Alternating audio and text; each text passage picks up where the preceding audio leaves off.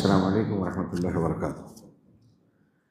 الحمد للہ رب العالمین والصلاة والسلام علی سید المرسلین وعلی آلہ وصحبہ اجمعین ومن تبعہم بإحسان الی یوم الدین۔ اعوذ باللہ من الشیطان الرجیم، بسم اللہ الرحمن الرحیم۔ یا ایہا المدثر قم فانذر وربک فکبر وثیابک فطہر والرجز فاہجر ولا تمنن تستکثر وَلِرَبِّكَ فَاصْبِرْ۔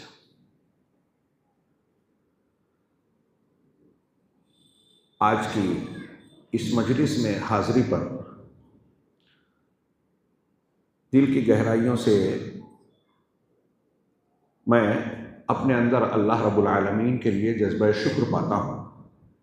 اللہ مجھے اخلاص کے ساتھ اللہ کی نعمتوں کا شکر گزار بنائے، اور یہ اس کی بہت بڑی نعمت ہے کہ آج اہل علم کی اس مجلس میں شرکت، حاضری اور کچھ گفتگو کرنے کا موقع عنایت فرمایا۔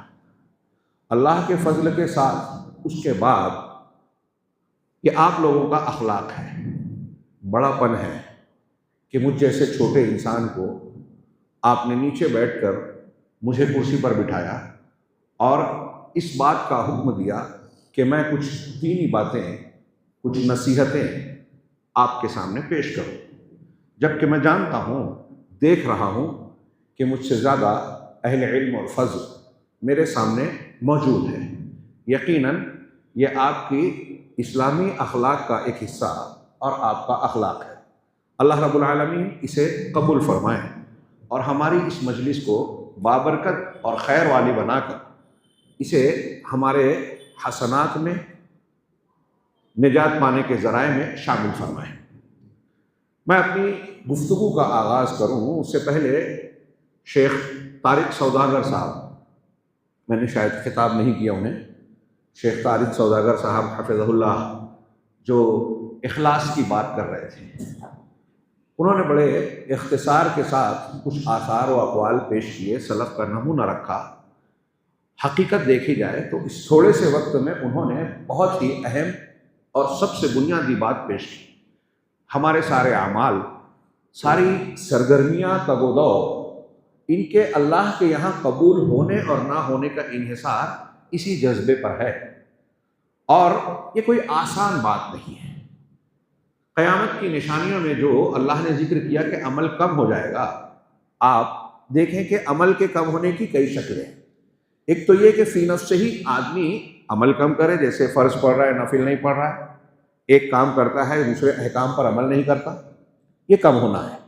ایک کم ہونا یوں بھی ہو سکتا ہے اور ہوتا ہے کہ آدمی محنت تو کر رہا ہے، اپنے آپ کو تھکاتا ہے، مشقت میں ڈالتا ہے، لیکن سنت کے مطابق عمل نہیں کرتا، بدعت پر عمل کرتا ہے، منہج سے ہٹا ہوا ہے۔ ایک تیسری شکل یہ ہے کہ سنت بھی ہے، عمل بھی ہے، لیکن اخلاص نیت نہیں ہے۔ آپ نے وہ حدیث بہت مرتبہ پڑھی، سنی اور لوگوں کو سنائی ہے، حضرت ابو ہریرہ رضی اللہ تعالیٰ عنہ کے قصے کے ساتھ، کہ انہوں نے تفصیل سے بتایا کہ قیامت کے دن سب سے پہلے جن کا حساب و کتاب ہوگا ان میں پہلے ایک قاری قرآن، قرآن کا عالم ہوگا، ایک شہید ہوگا، ایک غنی آدمی ہوگا۔ ان لوگوں کی نعمتوں سے متعلق اللہ سوال کرے گا، ہر ایک کہے گا کہ میں نے علم پھیلایا، میں نے دولت بانٹی، فیاضی کی، میں نے تیرے راستے میں اپنی جان قربان کر دی۔ سب سے اللہ تعالیٰ کہے گا کہ تو جھوٹ بول رہا ہے، تو جھوٹ بول رہا ہے، ہاں تو نے اس لیے یہ قربانی دی کہ لوگ تجھے عالم، علامہ، القاب و آداب سے یاد کریں، تو نے اس لیے کیا کہ لوگ تجھے بہادر کہیں، تو نے اس لیے کیا کہ لوگ تجھے سخی اور فیاض کہیں، جو تو چاہتا تھا وہ مل گیا، مجھ سے تو تمہیں اجر و ثواب چاہا نہیں تھا۔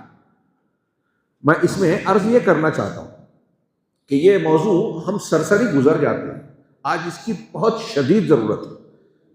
میں ذاتی طور سے یہ محسوس کرتا ہوں کہ دینی کام جو ہو بھی رہے ہیں، اول تو کم ہو رہے ہیں، دوم غیر منظم ہو رہے ہیں، سوم جو لوگ کر رہے ہیں ان کے یہاں اخلاص کی شدید کے پر میں زور دے رہا ہوں، شدید قلت پائی جاتی ہے۔ اس کا ثبوت ملتا ہے کہ ہمارے درمیان اتحاد و اتفاق ہو ہی نہیں پاتا، اختلافات حل ہوتے ہی نہیں ہیں، بڑے فائدے کے لیے چھوٹے مسائل کو قربان کر دینا، انا کو قربان کر دینے والے معاملات دکھائی نہیں دیتے۔ یہ ساری چیزیں اخلاص کی کمی پر دلالت کرتی ہیں۔ اور میں یہ شیخ امین کی بات کو آگے بڑھاتے ہوئے کہوں گا کہ ہم لوگوں کو اس پر خاص توجہ دینے کی ضرورت ہے۔ یہ ہلا دینے والا معاملہ ہے۔ حضرت ابو ہریرہ کا میں نے حوالہ دیا، اس حدیث کے بیان کرنے سے پہلے میں یہ بیان کرنا چاہتا ہوں کہ حدیث کو بیان کرنے سے پہلے حضرت ابو ہریرہ رضی اللہ تعالیٰ عنہ 3 مرتبہ بے ہوش ہو گئے۔ میں نے اللہ کے رسول صلی اللہ علیہ وسلم کو فرماتے ہوئے سنا، یہ کہہ کے بے ہوش ہو گئے۔ ہوش آیا، پھر لوگوں نے پوچھا، شاگردوں نے بیان کرنے لگے، پھر بے ہوش ہو گئے، 3 مرتبہ بے ہوش ہوئے۔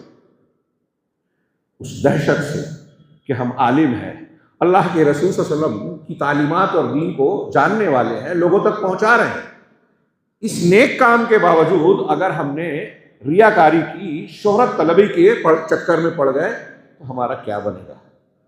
اس سلسلے میں ہمارے اسلاف شیخ نے کئی مثالیں دی۔ ایک قول مجھے بھی یاد آ رہا ہے، حضرت کعب رضی اللہ تعالیٰ عنہ، جمعہ کے خطبے کے عنوان سے تعلق تھا اس کا اور اس موضوع سے بھی متعلق۔ انہوں نے کہا ہمیں اور آپ کو اس سے ڈرنا چاہیے، اللہ سے دعا کرنی اور اپنی طرف سے کوشش کرنی چاہیے کہ ہم اس گروہ میں نہ رہیں۔ آپ نے فرمایا کہ آخری زمانے میں، حضرت کعب کہتے ہیں، صحابی ہیں، ہاں، اور وہ پیشین گوئی کے طور پر کہہ رہے ہیں، تو ہم یہ کہہ سکتے ہیں کہ یہ حکماً مرفوع مانی جانی چاہیے کہ آخر زمانے میں ایسے لوگ، ایسے علماء آئیں گے، علماء جو یزہدون الناس من الدنیا ولا یزہدون، لوگوں کو دنیا سے بے رغبتی اور زہد کا سبق پڑھائیں گے، سکھائیں گے کہ دنیا کے چکر میں مت پڑو، آخرت کو ترجیح دو، تقریر کریں گے، لوگوں کو یہ سبق دیں گے، ولا یزہدون، لیکن خود دنیا سے بے رغبتی نہیں بدلیں گے، مطلب دنیا کے پیچھے بھاگیں گے۔ اب دنیا کے پیچھے بھاگنے میں دولت، شہرت، اقتدار، نام و نمود سب آ گیا۔ خود لوگوں کو ترغیب دیں گے زہد کی، لیکن خود زہد سے دور بھاگیں گے، دنیا کے چکر میں پڑیں گے۔ یتقربون او یقربون الاغنیاء، اغنیاء اور مالداروں کے خوشہ چین ہو جائیں گے، ان کی قربت چاہیں گے۔ علماء کرام، سفیان ثوری رحمہ اللہ کا قول مجھے یاد آتا ہے، کہتے ہیں کہ عمرہ کی مجلس سے ہمارے اسلاف محدثین گریز کرتے تھے، دربار میں کوئی چلا جائے تو راوی مخدوش ہو جاتا تھا، الا یہ کہ کوئی ضرورت کے تحت جانا پڑے۔ حضرت سفیان کہتے ہیں کہ اگر علماء عمرہ کے درباری اور ان کی مجلسوں کے فرد بن جائیں، ان کے حاشیہ بردار ہو جائیں، تو یہ عمرہ علماء کو اپنا رومال بنا لیں گے، جب چاہیں گے استعمال کریں گے، جب چاہیں گے پھینک دیں گے۔ تو علماء کو اپنا وقار، اپنا اخلاص، خیر خواہی برقرار رکھنا چاہیے۔ تو شیخ نے کہا، حضرت کعب رضی اللہ تعالیٰ عنہ نے کہا کہ وہ اغنیاء سے قربت چاہیں گے، غریبوں سے دور ہوں گے، قربہ سے دور ہوں گے، اور آگے آخر میں کہا کہ یہ رحمان کے دشمن ہیں، دین والے نہیں۔ اللہ رب العالمین ہمیں اس مجلس میں بھی اور اپنے ہر کام میں اخلاص والا بنائے، وجہ اللہ کی چاہت میں خدمات انجام دینے والا بنائے۔ آگے میں بڑھتا ہوں۔ میں عرض کر رہا تھا، اللہ کا شکر ادا کر رہا تھا، اور آپ لوگوں کا بھی اس کے بعد، کہ آپ نے یہ موقع دیا۔ علماء کے ساتھ بیٹھنا، طلباء کے ساتھ وقت گزارنا کسی سعادت سے کم نہیں ہے۔ ابھی آپ نے سنا، اور اگر سلف کے مزاج کو پڑھیں گے، دور دور کا سفر کرتے تھے اہل علم کی مجلسوں میں بیٹھنے کے لیے۔ ایک روایت سننے کے لیے حضرت جابر نے 1 مہینے کا سفر کیا۔ حضرت بقی ابن مخلد امام احمد کے شاگرد ہیں، بہت دور سے سفر کر کے آئے، امام احمد نظر بند ہو گئے تھے۔ کہا کہ میں ان سے حدیث سیکھنے آیا ہوں، لیکن انہیں مجلس درس دینے کی، مجلس منعقد کرنے کی اجازت حکومت کی طرف سے نہیں تھی۔ یہ ان کے گھر گئے، دستک دی، سپاہی وہاں کھڑے ہیں، کہا میں ایسے ایسے مقصد سے آیا تھا۔ کہا بہت اچھی بات ہے، لیکن تم میرا حال دیکھ رہے ہو، میں درس نہیں دے سکتا۔ کہا میں روز جیسے ابھی آج آ کر آپ کے دروازے پر کھڑا ہوں، ایسے ہی بھکاری بن کر، سوالی بن کر روزانہ آؤں گا، دستک دوں گا، بھیک مانگوں گا۔ آپ بھیک دینے کے بہانے مجھے 1 حدیث 2 حدیث کا درس دے دیجئے، کھڑا کھڑا میں سن کے چلا جاؤں گا۔ کہا یہ ٹھیک ہے۔ اور اس طرح سے حضرت بقی رحمہ اللہ نے متعدد احادیث امام احمد بن حنبل رحمہ اللہ سے سیکھی کہ علماء کی قدر و قیمت، ان کی مجلسوں کی اہمیت، اور ان سے استفادے کا معاملہ سلف میں تھا۔ تب علم کا دورہ تھا، خیر، تو اس مجلس میں بیٹھنا اور کچھ بات کہنا میرے لیے واقعی مجھے ایسا لگتا ہے کہ میرے اپنے مقام اور میرے اپنے قد سے اونچی بات ہے کہ آپ اللہ کا شکر ہے اور آپ لوگوں کی عزت افزائی ہے۔ دوسرے علماء سے کچھ کہنا جہاں سعادت ہے، مسرت کا مقام ہے، وہیں ایسا لگتا ہے کہ امتحان بھی ہے، مشکل امتحان، اور پھر اس کے بعد سوال جواب اور بڑا امتحان۔ اللہ رب العالمین مجھے اس امتحان میں کامیابی عطا فرمائے اور ہماری اس مجلس کو ہمارے دین و دنیا کے لیے خیر کا باعث بنائے۔ عزیز محترم علماء کرام اور ان میں جو طلباء گرامی ہیں، آپ اپنا مقام پہنچائیں، اعرف قدرک۔ ابھی تازہ ایک عرب عالم کا اقتباس بڑا شاندار آیا کہ ایک انسان کو اپنی حیثیت پہچاننا کئی اعتبار سے بہت ضروری ہے کہ آپ کا مقام کیا ہے، اپنے فرائض کی ادائیگی کے لیے بھی اور اپنے میدان سے نکل کر کسی دوسرے میدان میں کام نہ کرنے کے لیے بھی۔ آج کتنے غیر علماء کا کام کر رہے ہیں اور کتنے علماء کا کام نہیں کر رہے ہیں۔ یہ جگہ علماء نے خالی کر دی، غیر علماء وہاں بھر رہے ہیں، اور نتیجہ ہم دیکھ رہے ہیں، سوشل میڈیا پہ دیکھ لیجئے، سماج اور معاشرے میں اپنے ارد گرد ہونے والے مباحث کو دیکھیے، لوگوں کی مشغولیات ترجیحات کو دیکھیے، تو محسوس ہوتا ہے کہ دین کے نام پر بھی لوگ عجیب قسم کی افراتفری کا شکار ہیں، غیر اہم مسائل کو اہمیت دیتے ہیں، غلط جوابات دیتے ہیں، منہجیت کا فقدان ہے، اور دلائل کے ساتھ سلف کا جو طریقہ کار تھا دین کے معاملات کو اختیار کرنے کا، ان مختلف پہلوؤں پر انحرافات پائے جاتے ہیں۔ تو اپنی قدر کو پہچانیں، ہماری قدر کیا ہے، ہمارا مقام کیا ہے، حیثیت کیا ہے، اور ہم فطری طور سے ہر انسان چاہتا ہے کہ اونچا مقام حاصل کرے، کوئی اچھا کارنامہ اور کام انجام دے، لوگوں کی خدمت کرے، لوگ اسے دعائیں دیں۔ فطری طور سے اس قسم کے جذبات ہر انسان میں ہوتے ہیں، لیکن یہ مقصد کسے حاصل ہوتا ہے؟ سب سے پہلے ہم اپنی حیثیت اور مقام کو پہچانیں۔ میں لمبی چوڑی بات نہ کر کے ایک اختصار کے ساتھ آپ کی توجہ مبذول کرانا چاہتا ہوں کہ اس پوری دنیا اور کائنات میں ہمارے سامنے جو موجودات ہیں، اس میں عام طور سے ہم جانتے ہیں، کہتے ہیں کہ انسان سب سے اشرف ہے۔ پیڑ پودے، زمین آسمان، ساری مخلوقات میں، اس کائنات میں انسان کو دولہے کی حیثیت حاصل ہے، اور قرآن کی روشنی میں بھی یہ بات بہت واضح ہے کہ اللہ نے انسان کے لیے سب کچھ مسخر کیا۔ سخر لکم ما فی الارض جمیعا، زمین کی ساری چیزیں تم کو تمہارے قابو میں دے دی، اختیار میں دے دی۔ یہ کوئی چھوٹی موٹی بات نہیں ہے۔ اللہ رب العالمین نے انسان کو عقل و شعور دیا۔ میں نے کہا کہ دولہے کی ایسے ساری کائنات کی چیزیں انسان کی خدمت کرنی نظر آتی ہیں، اور انسان جو ہے ان کو استعمال کر رہا ہے۔ تو مرکزی مخلوق، مرکزی حیثیت اس دنیا میں انسان کو حاصل ہے۔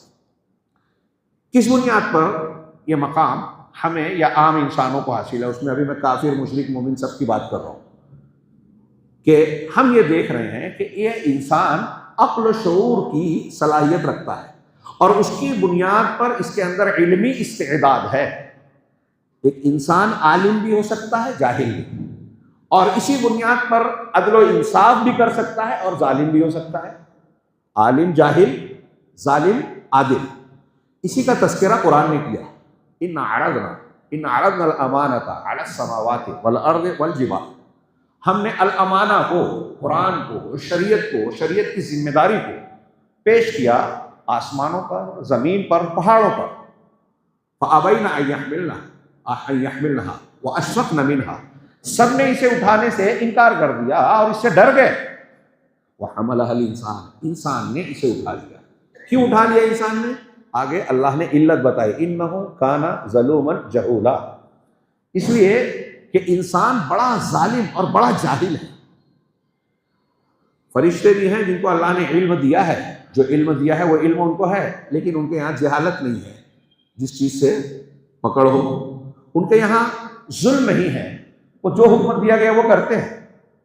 فرشتوں میں یہ بات، انسانوں میں اور جنوں میں صرف یہ بات ہے کہ وہ عالم بھی ہو سکتا ہے۔ جو عالم ہو سکتا ہے، نہ علم حاصل کرے تو جاہل بھی ہوگا۔ اب یہ سے یہ ستون ہے، یہ ٹیبل ہے، یہ بوتل ہے، کیا ہم ان کو عالم یا جاہل کہہ سکتے ہیں؟ کہیں کہ یہ بوتل بڑی جاہل ہے، نہیں کہتے. کیوں؟ اس لیے کہ اس میں عالم ہونے کی صلاحیت نہیں. تو جاہل وہی کہلائے گا جس کے اندر عالم ہونے کی صلاحیت ہے. انسان میں یہ بات ہے، اس لیے اللہ نے شریعت کا مکلف انسان کو بنایا. کہ انسان کی اشرفیت دنیا کی مخلوقات میں قرآن سے اور عقل سے واضح ہے کہ ہمارے اندر اللہ نے علم کی اور عدل کی صلاحیت و استعداد دی ہے. اب انسان جو دنیا میں تسخیری صلاحیت چیزوں کو استعمال کر رہا ہے، مشینیں بنا رہا ہے، جانوروں کو اپنے سے کتنے طاقتور جانوروں کی سواری کرتا ہے، برداری کے لیے استعمال کرتا ہے، کتنے وزندار مشینیں بنا رہا ہے، ٹرین ایروپلین کو ہوا میں اڑا رہا ہے، پٹریوں پر دوڑا رہا ہے، کیا کیا ترقیات ہے. جیب میں دنیا بیٹھی ہوئی ہے، انگلیوں پر آج لائبریری ہے، گلوبل ولیج انسان بنا رکھا ہے. انسان نے یہ ترقیات حاصل کی کیسے؟ کہ اپنے اسی علمی اور شعوری صلاحیت کی بنیاد پر مادی ترقیات کی، تجربات کیے، مشاہدات کیے، اس کی بنیاد پر ایجادات ہوئی، غور و فکر کیے، مختلف نظریات اختیار کیے، ترقیات کی. اس علم کی بنیاد پر آج انگلیوں پر دنیا ہے، انسان کی انگلیوں پر، اور چیزوں کو استعمال کرتا ہے، کائنات کی بڑی بڑی چیزوں کو. اس اعتبار سے ساری چیزیں مستعمل ہے، انسان مستعمل ہے. یہ ایک شرف کی بات ہے. لیکن جس شرف کا میں ذکر کر رہا ہوں عمومی طور سے دیگر مخلوقات کے مقابلے میں انسانوں کا، اس میں آپ غور کیجئے کہ وہ علم انسان کو اس کی عقل، شعور، غور و فکر، تدبر، مشاہدات، تجربات کے ذریعے سے حاصل ہوتے ہیں. بہت سی چیزیں اللہ نے سکھانے کا انتظام کیا، جانوروں کے ذریعے سے. کتنی دوائیں ایسی ہیں جو حکمہ نے دیکھا کہ فلاں پرندہ جو ہے اپنے مقد میں اپنی چونچ سے پانی ڈالا اور اس کے بعد پاخانہ ہوا تو اس سے اینیما بنا لیا. نیولا جو ہے سانپ کے ڈسنے کے بعد ایک خاص پتا کھاتا ہے تو اس سے ٹھیک ہو جاتا ہے. تو پتہ چلا ہے کہ سانپ کے زہر کا تریاق اور علاج اس پتی میں اور اس درخت میں ہے. قابیل نے جب اپنے بھائی کا قتل کر دیا تو بھائی کی لاش کا کیا کرے یہ بتانے کے لیے اللہ نے کوے کو بھیج دیا. تو اس طرح کے مشاہدات کے ذریعے سے دنیا کے تعلق سے سہولیات ہمیں حاصل ہوئی. غور و فکر کرنے کے ذریعے سے دنیا کے جتنے علوم ہیں، آج کتنی بھی بڑی بڑی مشینیں، میزائل، کمپیوٹر، لیپ ٹاپ، موبائل جو بھی بن رہا ہے وہ انسان کے تجربات، غور و فکر، مشاہدات کا نتیجہ ہے. یہ خود اس کی اپنی اللہ کی دی ہوئی صلاحیت کے نتیجے میں کر رہا ہے. ان سب کے باوجود روحانی جو ضرورت ہے، کیا انسان اپنی عقل اور شعور کے ذریعے سے پورا کر سکتا ہے؟ علامہ اقبال کے وہ اشعار یاد آتے ہیں، ڈھونڈنے والا ستاروں کی گزرگاہوں کا اپنے افکار کی دنیا کا سفر کر نہ سکا، جس نے سورج کی شعاعوں کو گرفتار کیا، زندگی کی شب تاریک سحر کر نہ سکا. اتنا اجالا ہے، رات کو دن میں بدل دیا. آج شہروں کو دیکھیے، چمک دمک ہے رات میں بھی، رات کا اندھیرا چھٹ جاتا ہے، لیکن دل کی دنیا میں تاریکیاں نظر آتی ہیں. کوئی خودکشی کر رہا ہے، کوئی مایوسی کا شکار ہے، کوئی ڈپریشن میں ہے، کوئی کسی بیماری میں ہے، بے چینی ہے، نیند نہیں آتی. نیند آنے کے لیے شراب اور نشے کا استعمال کرتے ہیں، نشے سے اور بیماریاں بڑھتی ہیں. بے کلی کا شکار ہے انسان. اعلیٰ ترقی پر فائز لوگ خودکشی کر رہے ہیں. برطانیہ میں کہ ایک 5 اسٹار ہوٹل میں ایک امیر ترین شخص خودکشی، پنکھے سے لٹک گیا. پرچی پر خودکشی کی وجہ لکھی کہ مجھے دنیا میں سب کچھ حاصل تھا، جو میں نے چاہا خرید لیا، حاصل کر لیا. اب مجھے لگتا ہے کہ دنیا میں میرے لیے لذت کا کوئی سامان ہے ہی نہیں، بچا ہی نہیں. اس لیے دنیا کی زندگی میں میرے لیے کشش نہیں رہی. میں اس لیے اس دنیا سے رخصت ہو رہا ہوں کہ مجھے بے کیفی، بے چینی محسوس ہوتا ہے. سب کچھ ہوتے ہوئے بھی ایک خلا محسوس ہوتا ہے. یہ خلا کہاں سے پر ہوگا؟ روح کی یہ ضرورت. اللہ رب العالمین نے جب انسان کو عقل و شعور دیا، کوے کے ذریعے سے قابیل کو دفن کرنے کا طریقہ سکھایا، کس پتے کو، کس سبزی کو کھانا چاہیے، کیسے پکانا چاہیے، یہ بھی بتایا، کون سی چیز لذت والی ہے، کون سا گوشت اور دودھ استعمال کرنے کے لائق ہے، ہمارے لیے ایک ایک چیز کو واضح کیا. تو کیا وہ اس بے چینی کا علاج اور روح اور معنویت کی ضرورت کو پورا کرنے کا انتظام نہیں کرے گا؟ یقیناً کرے گا، اور کیا ہے، اور سب سے بڑھ کر کیا ہے. ہمارے لیے بھوک کا علاج کھانا ہے. پیاس کا مسئلے کا حل، پیاس کا پانی ہے، اللہ نے یہ سب چیز دیا، بیماری سے دوا اور علاج کا طریقہ اور سلیقہ دیا، یہ بھی سکھایا۔ تو جس نے جسمانی ضروریات کو پورا کیا، اس نے روحانی ضرورت کا انتظام نہیں کیا اور جسمانی ضروریات کو پورا کرنے کے مقابلے میں اس کا زیادہ بڑا انتظام کیا۔ لیکن میں آپ کو خاص طور سے طالبان علوم نبوت سے کہنا چاہوں گا کہ یہ جو علم روحانیت کے بھلے کے لیے اور انسان کو اعلیٰ انسان بنانے کے لیے ضروری ہے۔ ہاں، جنہوں نے میزائل بنایا، موبائل بنایا، وہ پیجر بم دھماکہ کر کے لوگوں کو خطرے میں ڈال رہے ہیں۔ دنیا خوفزدہ ہے۔ کیا پیجر اور موبائل رکھیں یا نہ رکھیں، آپ کے موبائل سے آپ کی ٹارگٹ کر کے آپ کو نشانہ بنایا جا سکتا ہے، اور کر سکتے ہیں، یہ ٹیکنالوجی آ گئی ہے۔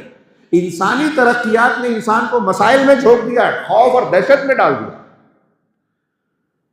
یہ بڑے بڑے ہتھیار، بڑی بڑی ٹیکنالوجی لوگوں کے لیے مسئلہ ہے۔ چھوٹی موٹی چیزیں، پلاسٹک انسان نے بنایا، کہتے تھے بہت کارآمد چیز تھی، آج وہ مسئلہ ہے دنیا کے ماحولیات کو خراب کرنے کا بہت بڑا ذریعہ۔ اس کے ری پروسیسنگ میں جو زہریلی گیس خارج ہوتی ہے، وہ فضاؤں کو خراب کر رہی ہے، پتوں فصلوں کو خراب کر رہی ہے، زہر آلود کر رہی ہے۔ جانور اسے کھاتے ہیں، ان کے گوشت میں اس کے اثرات آتے ہیں، سبزیاں ہم کھاتے ہیں اس میں اثرات آتے ہیں۔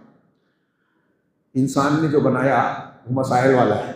تو میں عرض کر رہا تھا، اللہ تبارک و تعالیٰ نے سعادت، روحانیت کے اعلیٰ معیار اور اخلاق کا اعلیٰ ترین مقام بھی ہمیں بتانے کا انتظام کیا۔ کیسے کیا؟ اس کو انسانوں پر نہیں چھوڑا کہ آپ اپنے اپنے دماغ سے کوئی بھی مذہب بنا لو، کوئی طریقہ اور سلیقہ اختیار کر لو۔ یہ بات طلبہ سے میں کہوں گا دھیان میں رکھیں کہ بطور خاص اللہ تبارک و تعالیٰ نے عقیدے میں، دین کی بنیادوں میں، عبادات میں انسانوں کو ان کی عقل، کسی کے ذوق پر، کسی کے عقل پر، کسی کے اجتہاد پر انحصار نہیں رکھا۔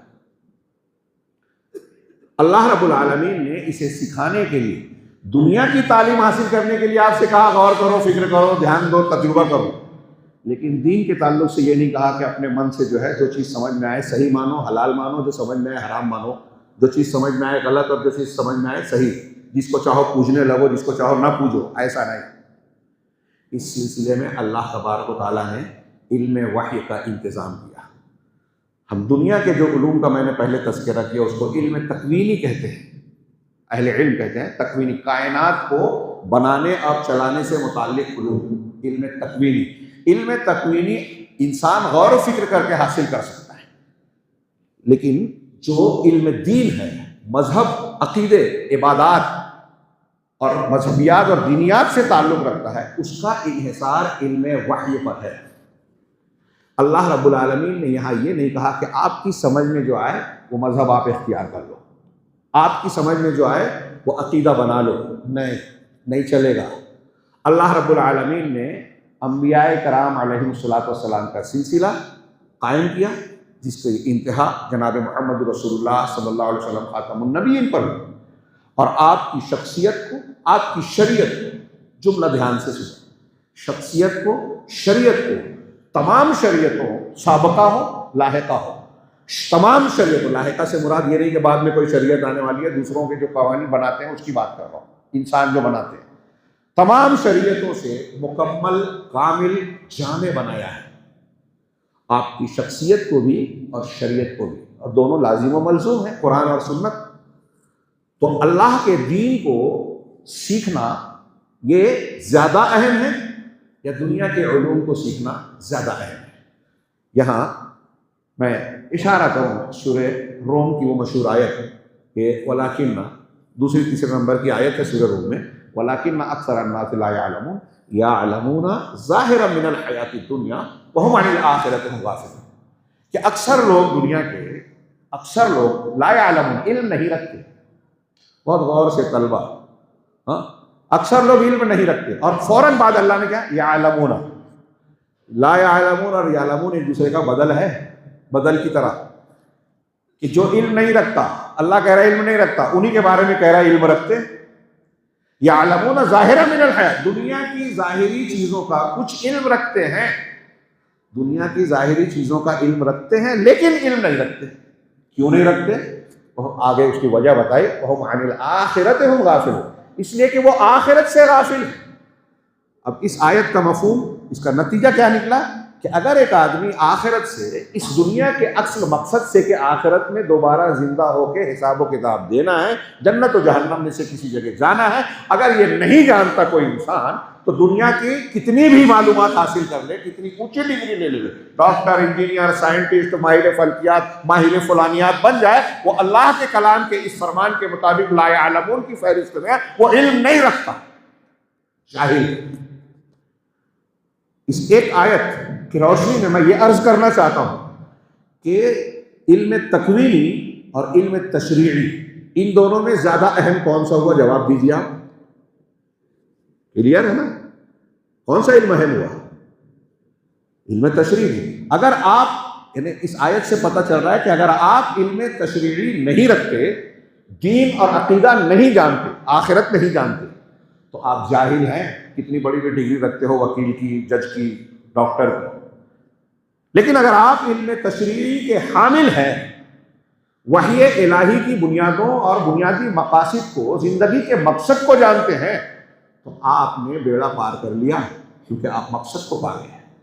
ایک آدمی آخرت کو نہیں جانتا، رب کی معرفت نہیں رکھتا، اللہ کو نہیں پہچانتا، تو وہ جاہل ہے، کتنی بڑی ڈگری، کتنا بڑا عہدہ، کتنی دنیا کما لے، بدقسمت اور محروم ہے۔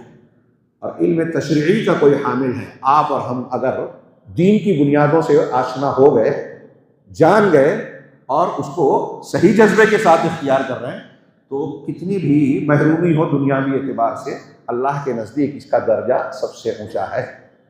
تو سارے علوم میں سب سے ضروری، سب سے اہم، سب سے زیادہ مفید انسان کے لیے علم وحی ہے، اور اسی علم کے ضروری مقدار کے لیے اللہ کے رسول صلی اللہ علیہ وسلم کا مشہور فرمان ہے، طلب العلم فریضۃ علی کل مسلم۔ اس آیت اس حدیث کو ترجمے سے سب یاد رکھتے ہیں۔ کیا ڈاکٹر بننا ہر ایک کے لیے ضروری ہے، فرض ہے؟ انجینئر بننا فرض ہے؟ نہیں، لیکن توحید سیکھنا ہر ایک کے لیے فرض ہے۔ نماز جس پر بھی فرض ہے، اس کو سیکھنا فرض ہے۔ شرک، چونکہ ہر شخص کو اس سے بچنا ضروری ہے، اس لیے شرک کو جاننا فرض ہے۔ اللہ کے رسول، ملائکہ، آخرت، تقدیر، اس کا عقیدہ جو ہے، ایمانیات کا کی بنیادیں، اس کا جاننا انتہائی ضروری ہے۔ اس کے بغیر آدمی جنت میں جا نہیں سکتا، جہنم سے بچ نہیں سکتا۔ تو اس علم کے فقدان سے آدمی دنیا میں بھی حیوان بن جاتا ہے، کتنی بھی ڈگری والا ہو، اور آخرت کے ہمیشہ کے دردناک عذاب کا مستقل حقدار بن جائے گا۔ اس لیے ہمارے یا تمام انسانوں کی سب سے بڑی ضرورت ہے کہ علم وحی کی اتنی مقدار ضرور سیکھیں جتنے کے ذریعے سے ہم نجات پا سکیں۔ اسی لیے قبر کے 3 سوال اور حضرت آدم کی پیٹھ سے روحوں کو نکالنے والے آیت کریمہ وَإِذْ أَخَذَ رَبُّكَ مِن بَنِي آدَمَ مِن ظُهُورِهِمْ، ان سے اہل علم نے یہ استدلال کیا ہے کہ اس میں جو سوال کیا گیا ہے ربوبیت کا، تمہارا رب کون، تمہارا رسول کون، تمہارا دین کیا، رسول کون، اس کے الگ الگ الفاظ ہیں حدیث میں، تو یہ چیزیں ہر انسان کو سیکھنا لازم ہے۔ اس کے بغیر کوئی شخص یہ نہیں کہہ سکتا قیامت کے دن کہ مجھے نہیں معلوم تھا۔ منکر نکیر سے جو کہے گا کہ ہاں لا ادری سمعت الناس یقولون شیئا فقلتہ، ہائے میں نہیں جانتا، لوگوں کو میں نے کہتے ہوئے سنا تو میں نے بھی کہنا شروع کر دیا، تقلید کی میں نے۔ تو منکر نکیر چھوڑنے دینے کہ چلو معلوم نہیں تھا، بندہ مجبور ہے، نہیں، کہیں گے لا دریت ولا تلوت، نہ تو نے جانا نہ پڑھا۔ مطلب اس علم کو جاننا اور پڑھنا، جو تینوں سوال عقیدے سے متعلق ہے، ضروری ہے۔ معلوم یہ ہوا کہ سارے دنیا کے علوم میں سب سے اہم علم کون سا ہے؟ علم دین۔ علم دین میں سب سے اہم علم کون سا ہے؟ علم اصول، جس کو ہم عقیدہ کہتے ہیں۔ اور عقیدے میں سب سے اہم ہے علم توحید، اللہ کی معرفت، اللہ رب العالمین کی معرفت۔ اس کے سب سے زیادہ جانکار دنیا میں کون لوگ گزرے ہیں؟ جی شیخ محترم جواب دیں گے؟ علم دین کے سب سے زیادہ جانکار اور سب سے زیادہ اس پر عمل کرنے والا طبقہ انسانوں میں کون سا ہے؟ ہاں جی، صحابہ سے بھی پہلے انبیاء کرام جب ڈائریکٹ ان پر وحی آتی ہے، میں نے کہا علم وحی اللہ تعالیٰ کی طرف سے ڈائریکٹ آتا ہے. کیسے آتا ہے؟ نبیوں کے ذریعے سے. اب انبیاء کرام کو ڈائریکٹ براہ راست اللہ نے علم نبوت سے نوازا، علم وحی سے نوازا، اس علم سے جس کی لوگوں کو ضرورت ہے ہدایت کے لیے، جنت میں جانے کے لیے، جہنم سے بچنے کے لیے، اور زندگی کو صحیح طریقے سے گزارنے کے لیے. اس فطری سوال کا جواب کہ دنیا میں بہت سے مذہب ہیں، ہندو مت ہے، عیسائیت ہے، یہودیت ہے، جین مذہب، بدھ مذہب ہے، ہاں مختلف علاقائی مذاہب ہیں، اسلام ہے، تو کون سا مذہب ہے جو میرے رب کو پسند ہے؟ کیا سب پسندیدہ ہے؟ کسی راستے پہ بھی چلیں گے ٹھیک ٹھاک ہے. ایک مذہب جس کو نیکی عبادت کہتا ہے، دوسرا مذہب اس کو مہاپاپ اور سب سے بڑا گناہ کہتا ہے. دونوں صحیح کیسے ہو سکتا ہے؟ جیسا کہ آج کل کچھ لوگ کہتے ہیں کہ سب سچے سب اچھے. یہ دنیا کا عظیم الشان اور سب سے بڑا فریب اور جھوٹ. سارے مذاہب سچے نہیں، ایک ہی صحیح ہوگا. کون بتائے گا؟ وہی جس نے پیدا کیا. وہ جو پیدا کرنے والا ہے اس نے سورج چاند ستارے پیڑ پودے پہاڑ ندی دریا سب کے راستے مقرر کیے ہیں، پرندوں کو سکھایا ہے کہ کس طریقے سے زندگی گزارنا ہے. تو کیا انسانوں کو اس نے نہیں سکھایا؟ وہ نہیں بتائے گا کہ کون سا طریقہ کون سا مذہب اس کا پسندیدہ ہے؟ جس نے پیدا کیا اس سے پوچھیں گے یا جو مخلوق ہے ان سے پوچھیں گے؟ تو اس نے بتایا. کیسے بتایا؟ علم وحی سے بتایا. اس علم وحی کا نزول انبیاء پر ہوتا تھا، لہذا وحی کے سب سے زیادہ جانکار انبیاء اور اس پر عمل کرنے والے سب سے بڑھ کر انبیاء. اس لیے سارے انسانوں میں سب سے بڑا مرتبہ کس کا ہے؟ انبیاء کرام کا. اور طالبان علم نبوت اسی علم کے خوشہ چین ہے، طالب علم ہے. غور کیجئے ہم کہاں ہیں، ہماری قدر کیا ہے.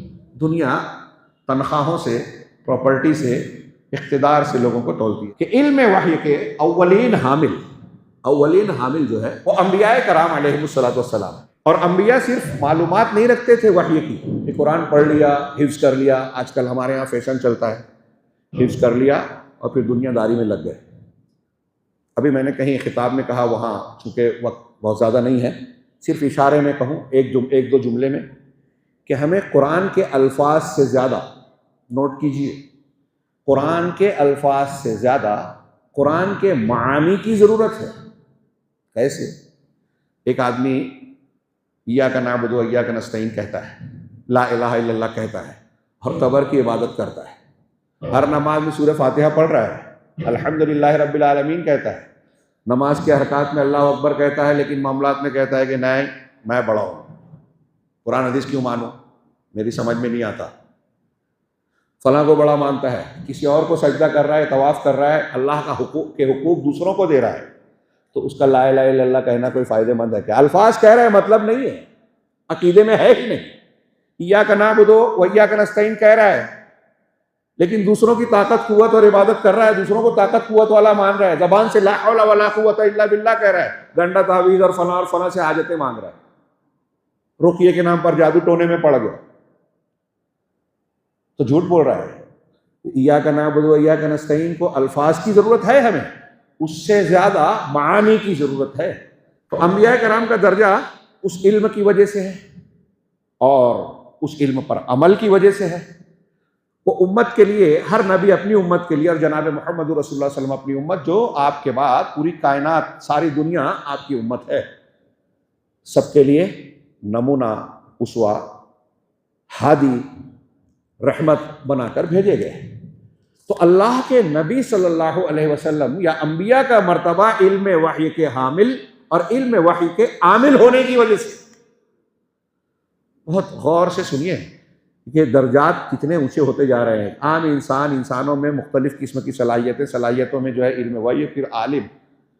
اب انبیاء کرام کا درجہ جس علم کی وجہ سے ہے، سب سے زیادہ، سب سے بڑھ کر علماء دین، طالبان علوم نبوت اسی علم کو سیکھنے اور سکھانے والے ہیں.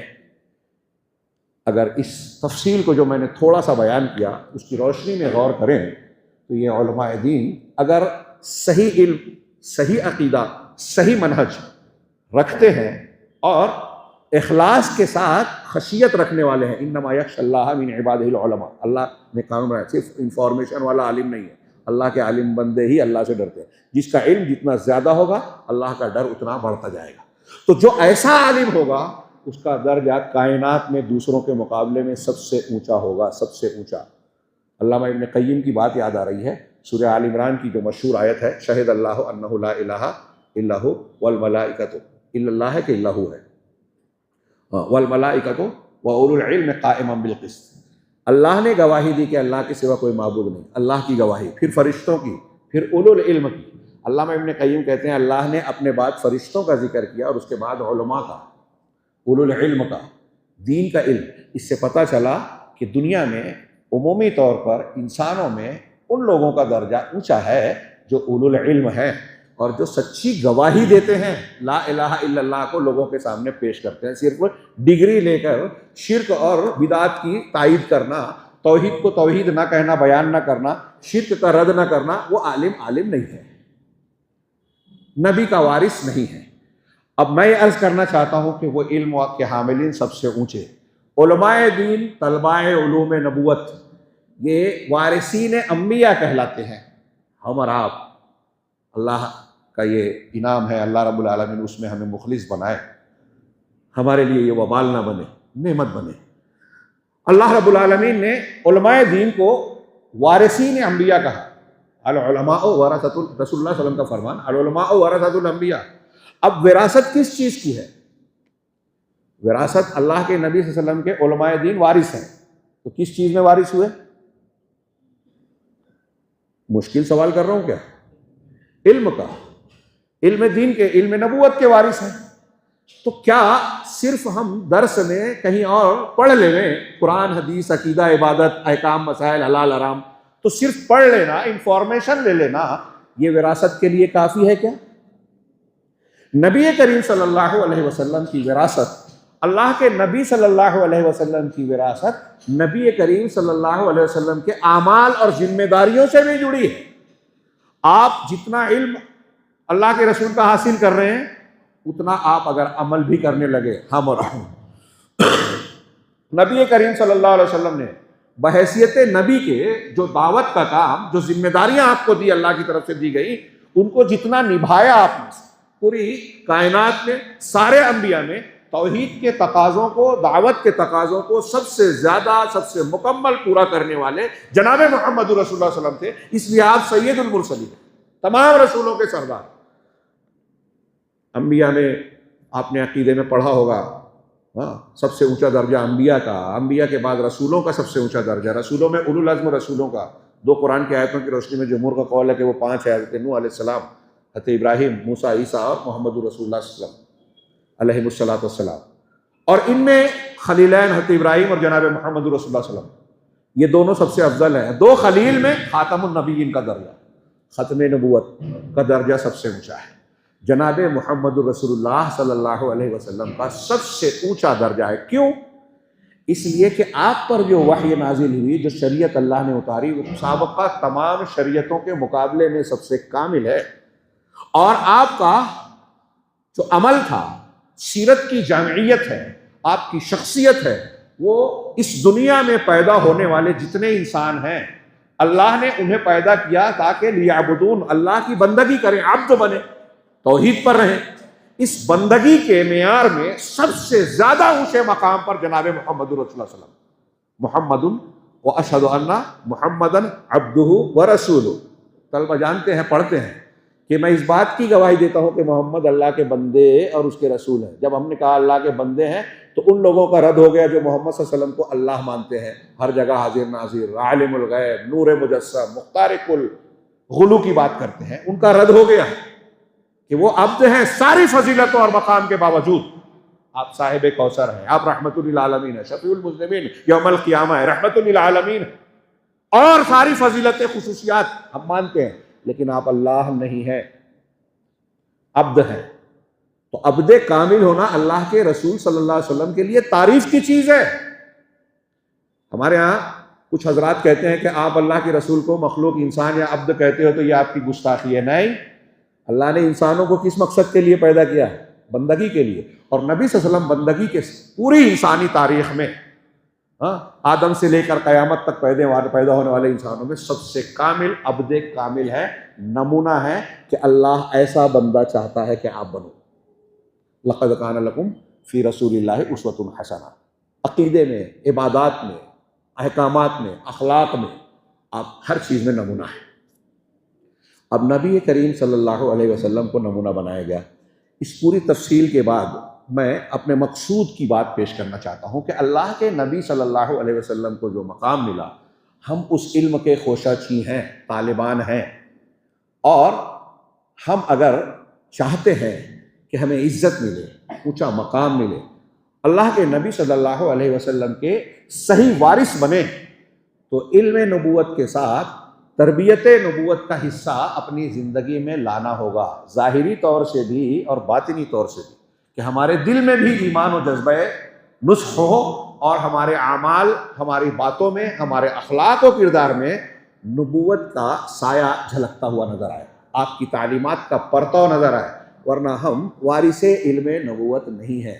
میں نے پھر سے جملہ دہرا رہا ہوں کہ یہ وراثت صرف معلومات کی نہیں ہے، یہ وراثت عمل کی بھی ہے، یہ وراثت ذمہ داریوں کی بھی ہے۔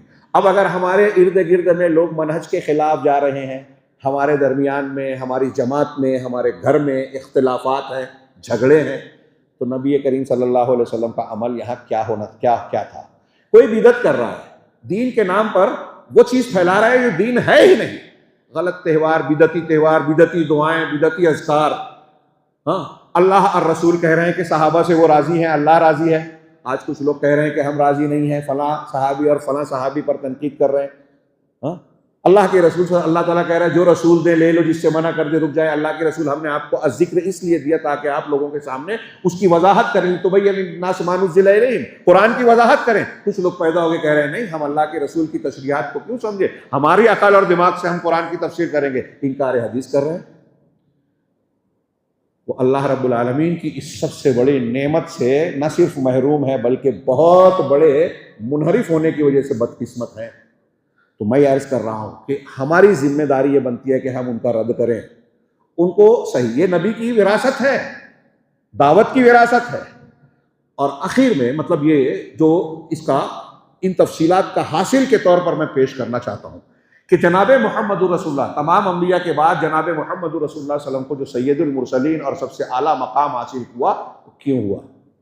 میں طلبہ سے ایک گزارش کرنا چاہتا ہوں کہ جو بات میں پیش کرنے جا رہا ہوں اس کو یہاں بہت ہی اختصار کے ساتھ سرسری ذکر کروں گا، آپ اس پر غور کیجئے گا، اسٹڈی کیجئے گا کہ اللہ کے نبی صلی اللہ علیہ وسلم کو جب اللہ تعالیٰ نے نبی بنایا، اب سب سے کامل انسان بننے جا رہے ہیں، دور جاہلیت میں پیدا ہوئے ہیں، اللہ نے آپ کی حفاظت کی، سیرت ہم پڑھتے ہیں، آپ نے کبھی شرک نہیں کیا، آپ نے جاہلیت میں بھی کبھی جھوٹ نہیں بولا، زنا نہیں کیا، کوئی بدکاری، کوئی برائی آپ کے عمل میں نہیں تھی۔ کفار کا جاہلی معاشرہ آپ کو صادق و امین کہتا تھا، یہ چھوٹی بات نہیں ہے، ہمیں بھی اپنے آپ کو معاشرے میں صادق و امین منوانا چاہیے، ایک عالم کو، ایک طالب کو بالکل جھوٹ نہیں بولنا چاہیے، ہمارا نقصان ہی کیوں نہ ہو، خیانت نہیں کرنی چاہیے۔ یہ نبی کریم صلی اللہ علیہ وسلم کی اگر آپ حدیث پڑھ رہے ہیں لیکن آپ کے عمل میں خیانت ہے تو آپ وارث علم نبوت نہیں ہے۔ اللہ ہمیں سچا وارث بنائے۔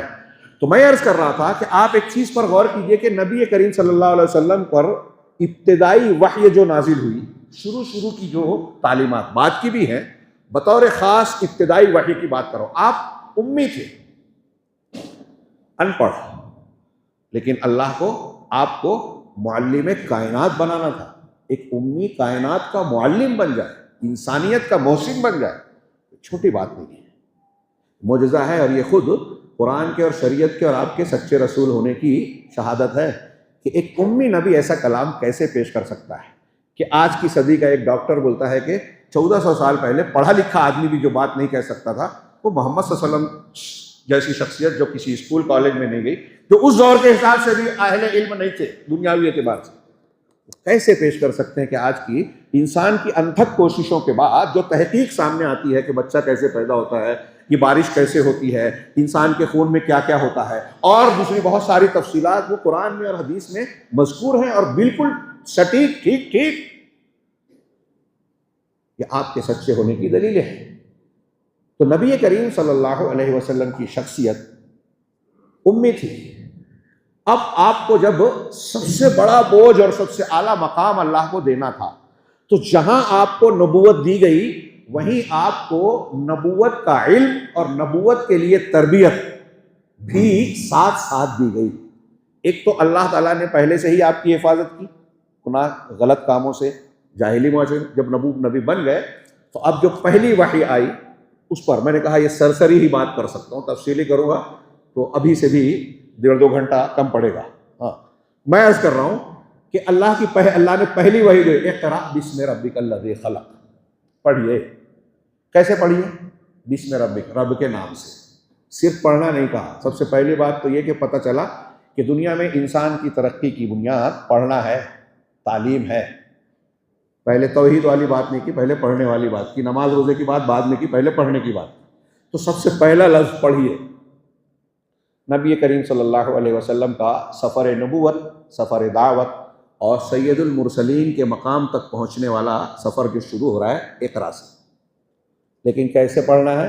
رب کے نام سے۔ آج دنیا نے مسلمانوں سے سیکھ لیا کہ پڑھ کر ترقی ملے گی، لیکن مسلمانوں سے یہ نہیں سیکھ پا رہے ہیں کہ رب کے نام سے پڑھنا چاہیے۔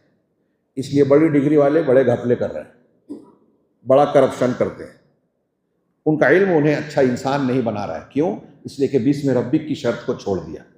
رب کے نام سے پڑھیے۔ یہاں پہلی چیز ہے کہ پڑھنا ہے تو رب شناسی کے ساتھ پڑھنا ہے۔ رب شناسی، دوسرے لفظوں میں رب کی معرفت ہو، اللہ کی معرفت کے ساتھ ہمیں پڑھنا ہے۔ ایک الذی خلق، رب کا ذکر کیا اس لیے کہ اللہ کی بہت سے نام اور صفات ہیں۔ ربوبیت سب سے واضح ہے، پوری کائنات کو پال رہا ہے، سب دیکھ رہے ہیں ہم، جاہل بھی دیکھ رہا ہے، عالم بھی دیکھ رہا ہے، بارش برس رہی ہے، موسم بدل رہے ہیں، رات اور دن کا نظام ہے، بچہ پیدا ہوتا ہے، بڑا ہوتا ہے، فصل میں بیج ڈالو پودا اگتا ہے، یہ اس کی ربوبیت کے سارے حصے ہیں۔ اور ربوبیت میں بھی خلق سب سے نمایاں ہے۔ اقرأ بسم ربک الذی خلق، جس نے پیدا کیا۔ مخلوقات کا وجود ہم سب دیکھ رہے ہیں۔ آپ لوگ بوریت تو نہیں محسوس کر رہے؟ جی میں اہل علم کی مجلس سمجھ کر کچھ ایسی باتیں کر رہا ہوں کہ شاید آپ کو تام جھام نہ محسوس ہو رہا ہو۔ ہاں تو رب کا کہ ربوبیت سب سے واضح، اور ربوبیت میں اللہ کے بہت سے کام ہیں۔ خلق پیدا کرنا سب سے واضح ہے، آسمان زمین پیڑ پودے ہر انسان دیکھ رہا ہے۔ تو اس پیدا کرنے والے رب کے نام سے پڑھو، اس کو بھولنا نہیں، اس کی معرفت رکھنا، تو تمہارا علم بھی صراط مستقیم پہ رہے گا، ورنہ علم بھی بھٹک جاتا ہے۔ رب کے نام سے پڑھو۔ اب یہاں ایک اور نقطہ، اقرأ بسم ربک الذی خلق، خلق الانسان من علق، انسان کو علق سے، دم بستہ سے پیدا کیا۔ یہاں نطفہ نہیں کہا، اس لیے کہ ہر نطفے کا جو اخراج ہوتا ہے اس سے بچہ پیدا نہیں ہوتا، لیکن جو علقہ بن جاتا ہے اس سے بچہ قرین قیاس ظن غالب ہوتا ہے کہ پیدا ہوگا۔ یہ اہل علم نے تفسیری نکات بیان کیے ہیں، وہ میں چھوڑ رہا ہوں۔ علق دم بستہ سے، ہم میں سے جتنے لوگ بیٹھے ہیں سوچئے کہ ہم نطفہ تھے، جمع خون تھے، آج یہاں بیٹھے ہیں۔ کیسے؟ رب نے جس نے پیدا کیا، یہ مراحل دیے، یہ انتظام کیا کہ ہم پیدا ہونے کے بعد بڑھتے بڑھتے یہاں تک پہنچے۔ تو ہم پیدا ہو کر ایک اچھے چلتے پھرتے انسان بن جائے، یہ اللہ نے خود کیا۔ لیکن اچھا انسان ہمیں اگر بننا ہے تو اس کے لیے اللہ نے کہا کہ جسم کو تو ہم نے نشو و نما دے دی، اب آپ کو اپنی روح کی نشو و نما اگر کرنی ہے تو اقرأ بسم ربک، رب کے نام سے پڑھیے۔ الذی خلق الانسان من علق، اقرأ وربک الاکرم، پڑھیے اور تمہارا پروردگار اکرم ہے، ایسا مہربان کہ جس کو کوئی سیلے کی تمنا نہیں ہے، تم پر احسانات کر رہا ہے، اس کو کچھ نہیں چاہیے۔ الذی علم بالقلم علم الانسان ما لم یعلم، جس نے قلم کے ذریعے سکھایا اور انسان کو وہ سکھایا جو جانتا نہیں تھا۔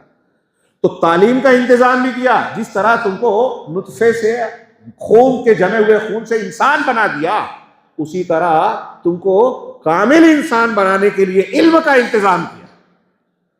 علم کا انتظام کیا، اسے سیکھ کر تم کامل انسان بن سکتے ہو۔ اور لیکن آگے اللہ نے کہا کلا ان الانسان لیطغی، سورہ اقرأ بسم ربک میں، سورہ علق میں آگے دیکھیے۔ لیکن ایسا ہرگز نہیں ہے کہ ان الانسان لیطغی، انسان تو آپے سے باہر ہوا جا رہا ہے، سرکش ہوا جا رہا ہے، اور رآہ استغنی، اپنے آپ کو بے پرواہ اور غنی سمجھ رہا ہے۔ انسان سمجھتا ہے کہ مجھے کسی کی ضرورت نہیں، انسان کو ایسا لگتا ہے کہ بہت پیسہ آ گیا، بڑی قابلیت ہو گئی، اقتدار آ گیا، میرے پیچھے میرا خاندان ہے، حکومت کا سایہ ہے، فلاں لوگ میرے ساتھ ہیں، کچھ نہیں ہوگا، ایسا لگتا ہے نہیں۔ جب اللہ کا فیصلہ ہوتا ہے، بندہ گرتا ہے تو کوئی نہیں بچا سکتا، کوئی نہیں دے سکتا اگر اللہ رب العالمین نہ دینا چاہے تو ایسا لگتا ہے اسے۔ میں یہاں آپ کو اشارہ کر رہا ہوں کہ اللہ کے نبی صلی اللہ علیہ وسلم کو نبوت ملی، اقرا نبوت کی دلیل بھی ہے کہ اگر اللہ کے رسول کا کلام ہوتا قرآن تو آپ اپنے آپ کو نہیں کہتے پڑھیے، پڑھیے کہا جا رہا ہے، آرڈر دیا جا رہا ہے، اس کا مطلب آرڈر دینے والا دوسرا ہے، رب ہے۔ تو آپ کو پہلے کہا گیا پڑھیے، تو طالبان علوم نبوت کو پڑھنا ہے۔ کیسے پڑھنا ہے؟ رب کے نام سے، پہلے رب شناسی۔ الذی خلق، جس نے پیدا کیا۔ کیا پیدا کیا؟ پوری کائنات پیدا کی۔ تو اس سے پتہ چلا کہ معرفت کیا ہے؟ جہاں شناسی آنی چاہیے، رب شناسی کے بعد جہاں شناسی۔ یہ اس میں سب آ گیا، سائنس، جغرافیہ، طبقات الارض، فلکیات، ہاں جتنے علوم ہیں سب کائنات میں الذی خلق میں شامل ہے۔ خلق الانسان من علق، انسان کو علق سے پیدا کیا۔ اب انسان اپنے آپ کو پہچانے، یہ خود شناسی ہے۔ رب کو رب شناسی ہو، جہاں شناسی ہو، خود شناسی ہو۔ دنیا کا جتنا علم ہے انہی تین چیزوں میں، پہلی وحی میں یہ تینوں چیزیں سمیٹ دی۔ میں عرض کرنا چاہتا ہوں، اصل میرے موضوع سے متعلق بات اس خلاصے سے یہ ہے کہ اللہ تبارک و تعالیٰ نے رسول اللہ صلی اللہ علیہ وسلم کو کار نبوت کی انجام دہی کے لیے، اپنی ذمہ داریوں کو نبھانے کے لیے پہلی وحی جو کی، اس میں کئی ہدایات کے ساتھ آپ کو ترقی کا راستہ بتایا کہ وہ راستہ علم دین کا ہے، علم وحی کا ہے۔ آپ پڑھیے، کیا پڑھیے؟ جو اللہ اتار رہا ہے اسے پڑھیے، رب کے نام سے پڑھیے، اور سرکشی اختیار نہ کرنا، انسان سرکش ہو جاتا ہے۔ ہاں اللہ نے جمے ہوئے خون سے انسان بنا دیا، اب اکڑ رہا ہے، اللہ کو کے سامنے اکڑ رہا ہے۔ جس نے اس کو بے اوقات تھا، ہاں ماں کے پیٹ سے نکال کے اتنا بڑا کیا، اب علم کو اختیار کر کے اللہ کے سامنے جھکنے کے لیے تیار نہیں ہے۔ اِنَّا إِلَىٰ رَبِّكَ الرُّجْعَىٰ، اسی آیت میں آخر کہا گیا کہ پروردگار کی طرف سے پلٹ کے جانا ہے، بہت اتراؤ مت۔ تو پہلی چیز تعلیم ہو، علم ہو، رب شناسی کے ساتھ۔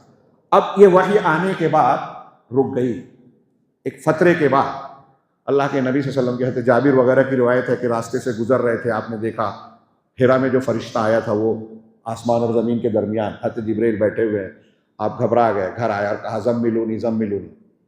اس وقت پہلی مرتبہ دوسری وحی یہ نازل ہوئی جو میں نے شروع میں پڑھی حمد و صلات کے بعد، یا ایھا المدثر، آپ نے کہا کپڑا لپیٹ دو، المزمل المدثر تقریباً ایک ہی معنی میں ہے کہ مجھے کپڑا اڑا دو، چادر اڑا دو۔ تو اللہ نے خطاب کیا، اے چادر کو اوڑھنے والے، ہاں قم فانذر۔ طلبہ، علماء، علم نبوت کے ہم اور آپ اگر وارث بننا چاہتے ہیں حقیقت میں، تو یہ دیکھیے اللہ تعالیٰ اپنے رسول کو کیا حکم دے رہا ہے۔ یہ آپ کی ذمہ داری بھی ہے اور آپ کی تربیت بھی ہے۔ میں تربیت اپنے لیے کہہ رہا ہوں، اپنے اور آپ کے لیے، کہ ہم اگر چاہتے ہیں کہ اچھے سچے عالم بنیں، حقیقی وارث علم نبوت بنیں، اپنی ذمہ داریوں کو ادا کرنے والے، اللہ کے یہاں بچنے والے بنیں، تو یہ جو اللہ کے رسول صلی اللہ علیہ وسلم کو جس اسٹیپ سے اللہ نے تیار کیا، جس اسٹیپ سے کام کرنے کا حکم دیا، وہ اسٹیپ ہمارے سامنے رہے اور ہم وہی اسٹیپ اور راستہ، طریقہ اختیار کریں۔ پہلے پڑھنے والا پہلی وحی میں، دوسری وحی میں کیا کہا اللہ نے؟ یا ایھا المدثر، اے چادر کو لپیٹنے والے، قم، کپڑا لپیٹنے والے، قم، اٹھ کھڑے ہو جاؤ، بیدار ہو جاؤ، غفلت میں نہ رہو، بیٹھے مت رہو، اٹھ جاؤ، قم یعنی نشاط کے ساتھ، تندہی کے ساتھ، ڈرنا نہیں ہے، حوصلہ نہیں ہارنا، کیسے بھی حالات ہوں۔ مکہ کے کفار کے سامنے اللہ کے رسول اللہ اکیلے کھڑے ہوئے، سارا مکہ مخالف ہو گیا، آپ پیچھے نہیں ہٹے۔ یہ قم ہے کہ آپ کو کھڑا ہونا ہے اور استقلال کے ساتھ کھڑا ہونا ہے، کوئی ہمارا مخالف ہو، حالات کیسے بھی ہوں۔ جب آپ سچی دعوت دیں گے تو مخالفت ہوگی، اپنے لوگ مخالفت کرتے ہیں۔ ہاں میں نے کہا نا، آج بہت سے لوگ دین کی دعوت دیتے ہیں۔ ابھی دکتور کسی عربی عالم کا ایک اقتباس پڑھا کہ آپ دیکھیں گے کہ بہت سارے دعات بھی ایسی دعوت دیتے ہیں کہ لوگوں کو برا نہ لگے، فضائل بیان کیے جائیں، میٹھے میٹھے مسائل بیان کیے جائیں، ایسی چیزیں جس سے کسی کو برا نہ لگے۔ اگر کسی کے اندر شرک ہے، بدعت ہے، منہج میں اختلاف ہے، خرابی ہے، تو ہم اگر اس کو ٹوکتے ہیں، بولتے ہیں، تو لوگ ہماری مخالفت کرتے ہیں، ہاں جملے کستے ہیں، کامنٹ کرتے ہیں۔ ہاں تو لوگ اس ڈر سے، لوگوں کے ڈر کی وجہ سے، یہ دعوت و تبلیغ میں بھی جو ہے میانہ روی نام دے کر، اعتدال کا نام دے کر ایسا راستہ اختیار کرتے ہیں کہ اگر ایک مشرک ہے تو اس کو دعوت بھی دے رہے ہیں اور وہ اپنے شرک پر قائم بھی ہے، اس کو پتہ ہی نہیں چلتا، بتایا ہی نہیں جاتا کہ یہ شرک ہے۔ یہ دعوت نہیں ہے، نبی کا طریقہ نہیں ہے۔ قوم، کھڑے ہو جائیے، ڈریے مت، نشاط سے، استقلال کے ساتھ ڈٹنا۔ کھڑے ہونے کے ساتھ اگر معنی کرتے ہوئے ہم یہ کہ ڈٹ جائیے، وضاحت کے لیے میں کہہ رہا ہوں، فانذر، اور لوگوں کو ڈرائیے۔ ڈرانا اہم ہے، بشارت بھی دینا ہے، ڈرانا بھی ہے۔ ہاں، ڈرانا، انذار یا تنذیر کسے کہتے ہیں؟ الاعلام مع التخویف۔ طلبہ نوٹ کریں کہ ڈرانا علم دینے کے ساتھ ڈرانا کہ اگر تم نے ایسا ایسا کیا تو اللہ کی پکڑ آئے گی، دنیا میں بھی رسوا ہو سکتے ہو، ہاں یہاں بھی عذاب پکڑ سکتا ہے، برزخ اور آخرت کا عذاب اس سے بڑا اور پھر اس سے بڑا ہے، شدید عذاب ہے۔ اور جو عالم نہیں ہے، ریاکار ہے، پہلے گھسیٹ کر جہنم میں ڈالا جائے گا۔ تو آپ ڈرائیے، اللہ کے رسول صلی اللہ علیہ وسلم سے کہا جا رہا ہے۔ اب ڈرانے کے لیے انسان کو کیا کیا تیاری کرنی ہے دعوت کا کام کرنے کے لیے؟ ہاں، یہ علم والی بات کے بعد یہ ڈرانے والی بات یہاں عملی طور سے اللہ تعالیٰ حکم دے رہا ہے کہ قم فانذر، ڈرائیے جہنم سے، اللہ کی پکڑ سے۔ ہمارا اور آپ کا کام ہے ڈرانا۔ اگر حدیثیں اور قرآن ہم پڑھ رہے ہیں تو اللہ کے رسول صلی اللہ علیہ وسلم کو اللہ نے تربیت دیتے ہوئے نبوت کی ذمہ داری کو نبھانے کے لیے جو احکامات دیے وہ ہمیں سمجھنا چاہیے کہ اس کا خطاب ہم سے بھی ہے، علماء دین سے بھی ہے، طالبان علوم نبوت سے بھی ہے، کہ ہم کو اٹھ کر اللہ لوگوں کو ڈرانا ہے۔ وَرَبَّكَ فَكَبِّرْ، یہاں تقدیم و تاخیر ہے، جیسے ایاک نعبد و ایاک نستعین میں آپ جانتے ہیں کہ اس سے اختصاص کا معنی ہے، ہم تیری ہی عبادت کرتے ہیں۔ نعبد و ایاک کو ایاک نعبد کر دیا، تاکید، شدت اور اختصاص کا معنی آتا ہے۔ تو یہاں کہا وَلِرَبِّكَ، کیا ہے؟ یا قُمْ فَأَنذِرْ وَرَبَّكَ فَكَبِّرْ، اور اپنے پروردگار ہی کی تکبیر اور بڑائیاں بیان کرو۔ یہ ابھی جو بات آئی تھی کہ اخلاص ہونا چاہیے، اللہ کی عظمت و کبریائی کا بیان ہونا چاہیے۔ اب یہاں ایک نقطہ اور بھی، میں اکثر خطابات میں عوام میں بیان کرتا ہوں، آپ کو بھی تھوڑا اشارہ کروں کہ میرا اپنا مشاہدہ، آپ غور کیجئے کہ دنیا میں آج بہت سے مسلک ہیں، تنظیمیں ہیں، دینی جماعتیں کام کر رہی ہیں۔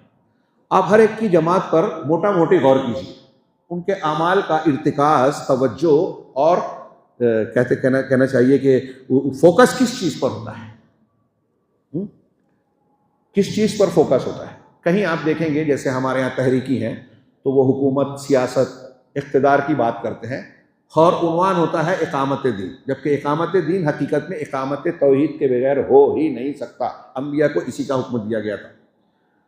تو ایک وہ بات کرتے ہیں حکومت کی، اور پھر عقیدے کو، توحید الوہیت کو، دین کے بہت سارے احکامات کو غیر ضروری قرار دے دیتے ہیں۔ کچھ ایسے ہیں جو فضائل پہ فوکس کرتے، کہتے ہیں مسائل میں ہم نہیں پڑھتے، اس سے اختلاف ہوتا ہے۔ کچھ ایسے ہیں جو عبادات، درویشی اور رہبانیت والے طریقے کو اختیار کرتے ہیں، جیسے ہمارے ہاں صوفیہ ہیں۔ آپ اس طریقے سے غور کیجئے ایک ایک جماعت پر، ہاں، اور یہ میں بہت اہم بات کہنے جا رہا ہوں اپنی دانست میں۔ اور سلفی دعوت کو دیکھیے، اہل حدیث کی دعوت کو دیکھیے، پوری دنیا میں، پوری تاریخ میں ایک زبان بولنے والے نظر آئیں گے، اور ان کا طریقہ صرف سلفیوں کا روئے زمین پر نظر آئے گا، جو یہ نبی کو کہا جا رہا ہے، اور نبی کا طریقہ دعوت ہے کہ ہر معاملے میں ہمیشہ رب کی بڑائی بیان کرنا ہے، اللہ کی عظمت و کبریائی، اس کی توحید کی تعلیم دینا ہے کہ اللہ سب سے بڑا ہے، ہم اس کے سامنے چھوٹے ہیں، جھک گئے۔ ساری مخلوق اللہ کی بندگی کرتی ہے، اس کے سامنے عاجز ہے، ذلیل ہے۔ یا ایھا الناس انتم الفقراء الی اللہ، اے دنیا کے لوگوں تم سب اللہ کے در کے بھکاری اور فقیر ہو۔ وہ چاہے نبی ہو، ولی ہو، فرشتہ ہو، ہاں، مخلوق میں جو ہے اللہ کا محتاج ہے۔ وَرَبَّكَ فَكَبِّرْ۔ اب آپ اہل تصوف، فضائل اور ان لوگوں کی تعلیمات کو دیکھیے تو آپ ان کی دعوت کا بیشتر حصہ، میں جو جانتا ہوں، سمجھتا ہوں، کسی کو اعتراض ہو تو بتا دیجیے گا، کہ ان کے یہاں دیکھیے بزرگوں کے واقعات، ارے فلاں بزرگ تو ایسے تھے۔ امام شافعی اور لیث بن سعد کے جملوں کو ملا کر میں ایک جملہ کہتا ہوں، لوگ اکثر کہتا ہوں میں، اور میں یہ چاہتا ہوں کہ ہندوستان میں اس کو بار بار کہنا چاہیے کہ کوئی ہوا میں اڑے، پانی پہ چلے، آگ میں بیٹھ کر کھیل تماشا کرے، اگر وہ سنت کا مخالف ہے تو اس سے تم کہہ دو، یہ امام شافعی کا قول ہے، لیث بن سعد کے قول میں اضافہ کر کے کہا، تو تم اس سے کہہ دو کہ تو رحمان کا نہیں، شیطان کا ولی ہے۔ تو اب ہمارے ہاں لوگ شرک کی دکان جب کھولتے ہیں، چلاتے ہیں، آپ دیکھیے کس گوشت پر چلتی ہے، یہ فلاں کی قبر ہے، یہ فلاں بزرگ کی کتاب ہے، یہ فلاں صاحب یہ اتنے بڑے تھے، انہوں نے اتنی کتابیں لکھی، ان کی تعریف تو امریکہ اور یورپ والے بھی کرتے تھے، یہ اتنی مرتبہ ٹی وی چینل پر آتے تھے، ان کے ذریعے سے اتنے لوگوں نے یہ قبول کر لیا، ان کے ذریعے سے یہ ہو گیا، یہ ہوا میں اڑتے تھے، یہ پانی پہ چلتے تھے، بلکہ الٹا کر دیجئے کہ پانی میں اڑتے تھے، ہوا میں تیرتے تھے، آگ میں بیٹھتے تھے، فلاں وضو سے فلاں نماز پڑھتے تھے، بالغ ہوئے اس دن کے بعد غسل کی حاجت ہی نہیں ہوئی۔ ایسی ایسی باتیں ہیں عجیب۔ میں اکثر کہتا ہوں کہ چلو ٹھیک ہے، مان لیا کہ ایسے تھے، تھوڑی دیر کے لیے مان لو، ہم اختلاف نہیں کرتے۔ کیا دنیا کا کوئی عالم، کوئی جاہل، ایک مسلمان یہ کہہ سکتا ہے کہ کوئی کتنی بھی فضیلت والا ہو جائے، ہوا میں اڑے، کہیں بھی چلے، کیا اللہ کے رسول صلی اللہ علیہ وسلم کا مقام حاصل کر سکتا ہے؟ اسے وہ مقام حاصل نہیں ہو سکتا۔ لیکن لوگ رسول کا کیا، اللہ کے مقام پر بھی ڈاکہ ڈال رہے ہیں۔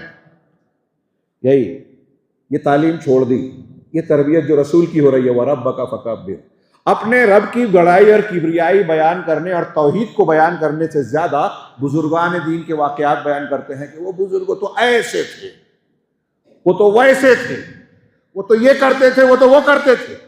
آپ دیکھیے دعوت و تبلیغ کے، میں نے پڑھنے کے زمانے سے بہت سی تقریریں سنی، گیا کتابیں دیکھی، ہمارے یہاں تبلیغی جماعت، بریلوی جماعت، صوفی جماعت، ان کے یہاں بزرگان دین کے واقعات ہی واقعات ہے، وہی ان کی دعوت و تبلیغ، وہی ان کا علم ہے۔ یہ علم نہیں ہے۔ وَرَبَّكَ فَكَبِّرْ کی مخالفت میں اسے مانتا ہوں، میں مانتا ہوں ضرورت پڑنے پر واقعات سے استدلال کیا جا سکتا ہے، قرآن و حدیث کے معنی اور مفاہیم پر عمل ہے، اس کی روشنی میں اس کو بیان کرنے کے لیے، لیکن آپ اللہ کی عظمت و کبریائی کو بیان کرنے کی بجائے بزرگان دین کی ہی قصے کہانیاں سناتے رہیں۔ ایک مدرسے میں طالب علم، آپ دیکھیے جس مدرسے میں ہمارے یہاں کوئی پڑھتا ہے تو اس مدرسے کے جو شیخ الحدیث ہیں، معتمم ہیں، وہاں کے بانی ہیں، ان کی عظمت و کبریائی میں وہ رطب اللسان رہتا ہے، وضو کر کے ان کا نام لے گا، بغیر وضو نام نہیں لے گا۔ یہ میں تھوڑا مبالغے سے کہہ رہا ہوں سمجھانے کے لیے، یہ مزاج بنا ہوا ہے، یہ کوئی چھوٹی بات نہیں ہے۔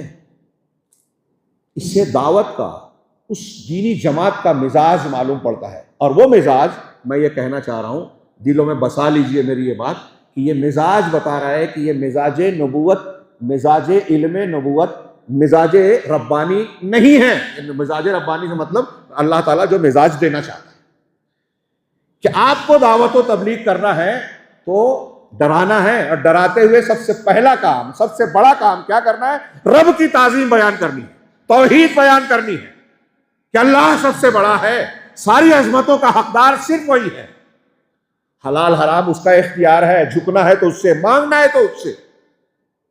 وَرَبَّكَ فَكَبِّرْ، اور اسی میں یہ بھی آ گیا کہ اپنے آپ کو بڑا مت بناؤ، اپنی شہرت، میں بہت بھاری، میں نے یہ کارنامہ انجام دے دیا، میں نے فلاں کام کیا، میں اتنا بڑا ہوں، لوگ میرے پیچھے اتنے ہیں، میں فلاں لوگوں کا پیر ہوں۔ اپنے آپ کو، جب آدمی اللہ کو بڑا مانے گا تو اللہ کے سامنے اپنے آپ کو چھوٹا جانے گا، جھکے گا۔ نبی کریم صلی اللہ علیہ وسلم اس تعلیم پر کیسے عمل کرتے تھے کہ آپ اپنے آپ کو کتنا چھوٹا سمجھتے تھے، سید المرسلین ہیں، کوئی معمولی بات نہیں ہے۔ صحابہ میں بیٹھے ہیں، بچوں پہ سلام کرنے میں پہل کرتے ہیں۔ آج ہمارے یہاں تھوڑا کوئی بڑا ہو جاتا ہے تو دیکھتا ہے تمہارا بچہ سلام نہیں کرتا، ارے آپ کر دو، آپ کریں گے نا تو جہاں آپ کی تواضع ظاہر ہوگی وہیں تعلیم ہوگی، بچہ خود سے سوچے گا کہ یہ بزرگ مجھ سے کر رہے ہیں، مجھے کرنا چاہیے۔ تکبر ہے۔ اللہ کے رسول اللہ کی وہ حدیث صحیح مسلم کی آپ نے پڑھی ہے نا، سلمہ بن اکوع کہتے ہیں کہ اللہ کے رسول اللہ صاحب ایک آدمی کھا رہا تھا، بائیں ہاتھ سے کھانے لگا، آپ نے کہا کل بیمینک، داہنے ہاتھ سے کھاؤ، تو اس نے کہا مست لستطعت، مجھے طاقت نہیں ہے، تو آپ نے بد دعا دے دی کہ تجھے کبھی استطاعت نہ ہو۔ اللہ کے رسول اللہ بد دعا طائف والوں کو نہیں دیا، ان کو دے دیا، کیوں؟ حضرت سلمہ نے وجہ بتائی کہ ما منعہ الا الکبر، اسے کبر نے منع کیا، اسے کبر نے اس سے روکا کہ اللہ کے رسول کی بات مانے۔ تو اس بنیاد پر اللہ تبارک و تعالیٰ پھر وہ کہتے ہیں اللہ کے رسول نے بد دعا دی، اور پھر زندگی بھر اس کا داہنا ہاتھ اس کے منہ تک نہیں آیا۔ وَرَبَّكَ فَكَبِّرْ، اپنی بڑائیاں بیان مت کرو، میں کا عنوان۔ اور آج جو ہمارے یہاں جھگڑے لفڑے ہیں نا، میں ایسا مانتا ہوں، کوئی مانے نہ مانے، ہماری جماعت میں جھگڑا ہے، دو لوگوں میں جھگڑا ہے، آپ کو سمجھانے جاتے ہیں، مانتے ہی نہیں ہیں، اس نے میری بے عزتی کی تھی، کیسے چھوڑ دوں؟ دین کی مٹی پلید ہو، جماعت کو کمزوری ہو، اس سے کوئی مطلب نہیں۔ میں کو قربان کرنا مشکل ہوتا ہے۔ یہ آسان کب ہوگا؟ جب آپ رب کی کبریائی کو، عظمتوں کو سمجھیں گے۔ وَرَبَّكَ فَكَبِّرْ، اپنے رب کی کبریائی اور بڑائی، ڈرانا ہے اور توحید پیش کرنا ہے، رب کی کبریائی بیان کرنا ہے۔ وَثِيَابَكَ فَطَهِّرْ، اور اپنے کپڑوں کو تو اس کو صاف کرو، طہارت والا بناؤ۔ ثیاب کے کئی معنی کیے ہیں علماء نے، آپ جانتے ہیں، پڑھتے ہیں، تفسیر کی گنجائش نہیں ہے۔ ایک ثیاب کا مطلب ہے کہ انسان کے سارے اعمال، اپنے سارے اعمال کو پاک صاف کرو، تو اس سے مراد اعمال، اور اس کی تطہیر سے مراد اس میں اخلاص ہو، نصح ہو، اور ہمارے اعمال ان تمام چیزوں سے پاک ہوں جس سے عمل برباد ہوتا ہے یا عمل میں کمی آتی ہے۔ جملہ دھیان دیجیے، شرک اکبر مسئلہ آپ نے پڑھا ہوگا، شرک اکبر اگر ایک انسان میں آ گیا عمل اور عقیدے میں، تو زندگی کی ساری نیکیاں برباد، کوئی نیکی قبول نہیں ہوگی، زندگی بھر تہجد پڑھتا ہے، ہر روز کروڑوں خرچ کرے، شرک اکبر ہے، سب برباد۔ شرک اصغر اگر ہے تو اب سب برباد نہیں ہوگا، جس عمل میں آئے گا وہ برباد ہوگا۔ تو ایک اعمال کا تباہ کرنے والا ہے اور ایک اعمال کو کمزور اور کم کرنے والا ہے۔ تو مفسدات اعمال، مبتلات اعمال کہتے ہیں اس کو، اور ایک ہے منقصات اعمال، عمل کو باطل قرار دینے والا اور عمل میں کمی پیدا کرنے والا۔ تو ان دونوں سے پاک صاف کرنا، اپنے کپڑے کو صاف کرنا، اس لیے کہ اعمال کو، چونکہ انسان سے جڑا ہوتا ہے تو انسان سے اس کے اعمال بھی جڑے ہوتے ہیں۔ مطلب شرک سے، بدعت سے، تکبر سے، آدمی خود پسندی سے، ایسے تمام گناہوں سے اپنے آپ کو صاف کرو۔ وَثِيَابَكَ فَطَهِّرْ کا ایک معنی یہ بیان کیا۔ ایک معنی یہ بیان کیا کہ اس میں اشارہ ہے کہ آپ خاص طور سے عبادت، نماز وغیرہ کے وقت نجاستوں کو زائل کریں اور پاکی صافی، غسل کی ضرورت ہو تو غسل، وضو کی ضرورت ہو تو وضو، حدث اصغر حدث اکبر سے پاکی حاصل کرو۔ ہاں، اس میں خود بخود اقتضائی طور پر جہاں آپ نماز پڑھتے ہیں اس کی بھی صاف صفائی آ گئی، نجاست سے آلودگی کے پاکی اور صفائی۔ پھر ایک معنی یہ کیا کہ آپ جو کپڑا پہنتے ہیں، یہی مراد لیا جائے کہ اپنے کپڑے کو صاف ستھرا رکھو، اس میں غلاظت نہ ہو۔ جو اوپر والا کپڑا ہے، ثیاب ہے، ثوب کپڑا، اس کو جب پاک رکھیں گے تو ہمارا بدن اور دوسری چیزیں بھی پاک صاف ہوگی۔ یہ اسلام کی طہارت کی تعلیم ہے۔ اب اللہ کے رسول صلی اللہ علیہ وسلم کی تربیت ہو رہی ہے، ہم اور آپ کو بھی یہی تربیت کرنی ہے، اسی سے گزرنا ہے۔ آپ پڑھ رہے ہیں، اچھا عالم بننا چاہتے ہیں، وارث علم نبوت بننا چاہتے ہیں، تو اس پر عمل کرنا ہے۔ یہ اللہ تعالیٰ اللہ کے رسول کی اسٹیپ بائی اسٹیپ، مرحلہ وار تربیت بھی فرما رہا ہے کہ آپ کو جو بڑا کام کرنا ہے نبوت کا، اس کے لیے آپ کو یہ چیزیں اختیار کرنی ہے۔ وَثِيَابَكَ فَطَهِّرْ وَالرُّجْزَ فَاهْجُرْ، اور گندگی ہے، رہی گندگی، اور گندگی کو آپ چھوڑ دیجئے۔ اس گندگی کا ایک معنی لوگوں نے کہا ہے شرک۔ شرک کو ہر طرح کا، دل سے، عمل سے، قول سے، شرک کو نکال دیجئے۔ دوسرا معنی کیا ہے کہ کوئی بھی گندگی، وہ شرک کی ہو، گناہوں کی ہو، معصیت کی ہو، کبائر گناہ یا کوئی بھی گناہ جو اللہ ناپسند کرتا ہے، وہ سب رجز اور گندگی میں، رجز اور گندگی کے معنی میں شامل ہے، اسے چھوڑ دو۔ وَالرُّجْزَ فَاهْجُرْ، یعنی اصنام اور اوثان کی عبادت بھی چھوڑ دو، اور جتنے بھی برے اقوال ہیں، افعال ہیں، اقوال شر، افعال شر اور اعتقاد شر، ہاں، ان سب گناہوں کو، چھوٹے بڑے کو، سب کو چھوڑ دو۔ وَالرُّجْزَ فَاهْجُرْ، ٹائم ہو گیا ہے، ہاں 5 منٹ۔ وَلَا تَمْنُن تَسْتَكْثِرْ، ہاں، اور آپ احسان کر کے اس کو زیادہ نہ سمجھیں۔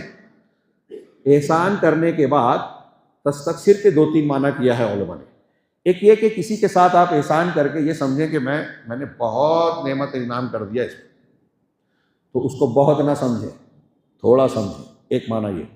ایک یہ معنی کہ اس کو احسان کرنے کے بعد اس سے زیادتی کی امید کہ میں نے احسان کیا ہے تو میری بات کو مانے، میری مخالفت نہ کرے، وغیرہ وغیرہ، اس کو دباؤ میں لینا، یہ نہ کریں۔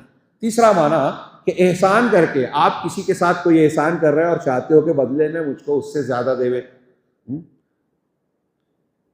10 روپے کا تحفہ دے کے 100 روپے کے تحفے کی امید رکھو، تھوڑا دے کے زیادہ کی، ایسا مت کرو۔ بہت اہم ہے کہ جو میں 4-5 جملے میں تھوڑے تھوڑے میں آگے بڑھ گیا ہوں، یہ پوری کتابیں ہیں۔ ان اخلاقیات کو اگر آپ اور ہم اختیار کرتے ہیں، پوری زندگی پر اس کا اثر نمایاں ہوگا، ایک انسان بہترین انسان بنے گا۔ ہاں، وَلَا تَمْنُن تَسْتَكْثِرْ، احسان کر کے احسان جتانے کی یا زیادتی کی بدلے کی خواہش نہ کرو۔ کیا یہ مت سمجھو کہ میں نے بہت کام نیکی کا کر لیا۔ ایک معنی یہ ہے کہ میں نے کچھ نیکیاں کرنے کے بعد کچھ لوگ سمجھتے ہیں کہ میں نے تو خواب میں اللہ کے رسول صلی اللہ علیہ وسلم کو دیکھ لیا، پتہ نہیں دیکھا کہ نہیں دیکھا، میں نے دیکھ لیا، میں نے جنت میں گھر دیکھ لیا۔ شیطان اس طرح بھی بہکاتا ہے، تلبیس ابلیس پڑھی ہوگی آپ نے، ہاں، کیسے کیسے بہکاتا ہے. تو نیکیاں کر کے کہ میں تو بہت پہنچا ہوا ہو گیا، جنت فکس ہو گئی، میرا گھر ریزرویشن ہو گیا ہے، اب تھوڑا موڑا دوسرا کام بھی کر سکتا ہوں، ایسا نہیں. ولا تم، نیکیاں کتنی بھی کرنے کے بعد سمجھو کہ میں نے بہت چھوٹا کام کیا ہے. ہاں، طلبہ کوئی بڑی کتاب لکھ لی، نام ہو گیا، یہ مت سمجھو کہ میں بہت پہنچا ہوا ہوں، بڑا عالم بن گیا. اپنے آپ کو چھوٹا سمجھو، اپنے عمل کو چھوٹا سمجھو. تواضع میں بڑی عزت ہے. من تواضع للہ رفعہ اللہ، جو اللہ کے لیے جھکتا ہے اللہ اس کو اونچا کرتا ہے، اٹھاتا ہے. ولا تمنن تستکثر، اور آخری جو ہدایت فرمائی، وَلِرَبِّكَ فَاصْبِرْ، اور اپنے پروردگار کے لیے تو آپ صبر کیجیے. مطلب مخالفتیں ہوگی، یہ جو سب کام آپ کریں گے. اب طلبہ سے میں کہہ رہا ہوں، آج ہمارے ہاں جب کوئی آتا ہے تو طلبہ کا سوال زیادہ تر معاشیات سے متعلق رہتا ہے. ہم کیا کریں گے؟ پڑھنے کے بعد نوکری نہیں ملتی، امامت خطابت ملتی ہے تو اس میں اتنی گنجائش نہیں رہتی کہ کسی اچھے گھر کی لڑکی سے نکاح کر سکے. اچھے گھر والا دے گا بھی نہیں بچی کی، تو مولوی صاحب ہے، امام صاحب ہے، ہاں، وہ اپنے بچے کو، مسجد کا چیف ٹرسٹی اپنے بچے کو امام نہیں بناتا. کیوں نہیں بناتا؟ اس لیے کہ اب ان چیزوں کا مول بھاؤ ہوتا ہے. صحابہ کرام کے زمانے میں ایک بات بول رہا ہوں، تھوڑا سا آپ لوگ بعد میں دل میں سوالات اٹھیں گے، کہ آپ دیکھیں کہ ابتدائی عہد میں دینی تعلیم، قرآن و حدیث کے سیکھنے کا تعلق معاشیات سے، معیشت سے بالکل نہیں تھا. یہ سوچ کے لوگ کرتے ہی نہیں تھے. بڑے بڑے علماء، ان کے آمدنی کے یا معیشت کے ذرائع الگ الگ. کوئی خود تجارت کر رہا ہے، کسی کو بادشاہ وقت کی طرف سے بعد میں وظیفے مقرر ہو گئے، کسی کو کوئی مدد کر رہا ہے، کوئی اور الگ الگ طریقے. جنہیں وہ مال دیا تھا وہ مشارکت کر کے کسی تاجر کو دے دیا. دین کو سیکھنے کے بعد دین کی خدمت کرتے تھے. یہ بھی صبر کا تقاضا ہے. اس کے پیچھے پریشانی میں مت پڑیے.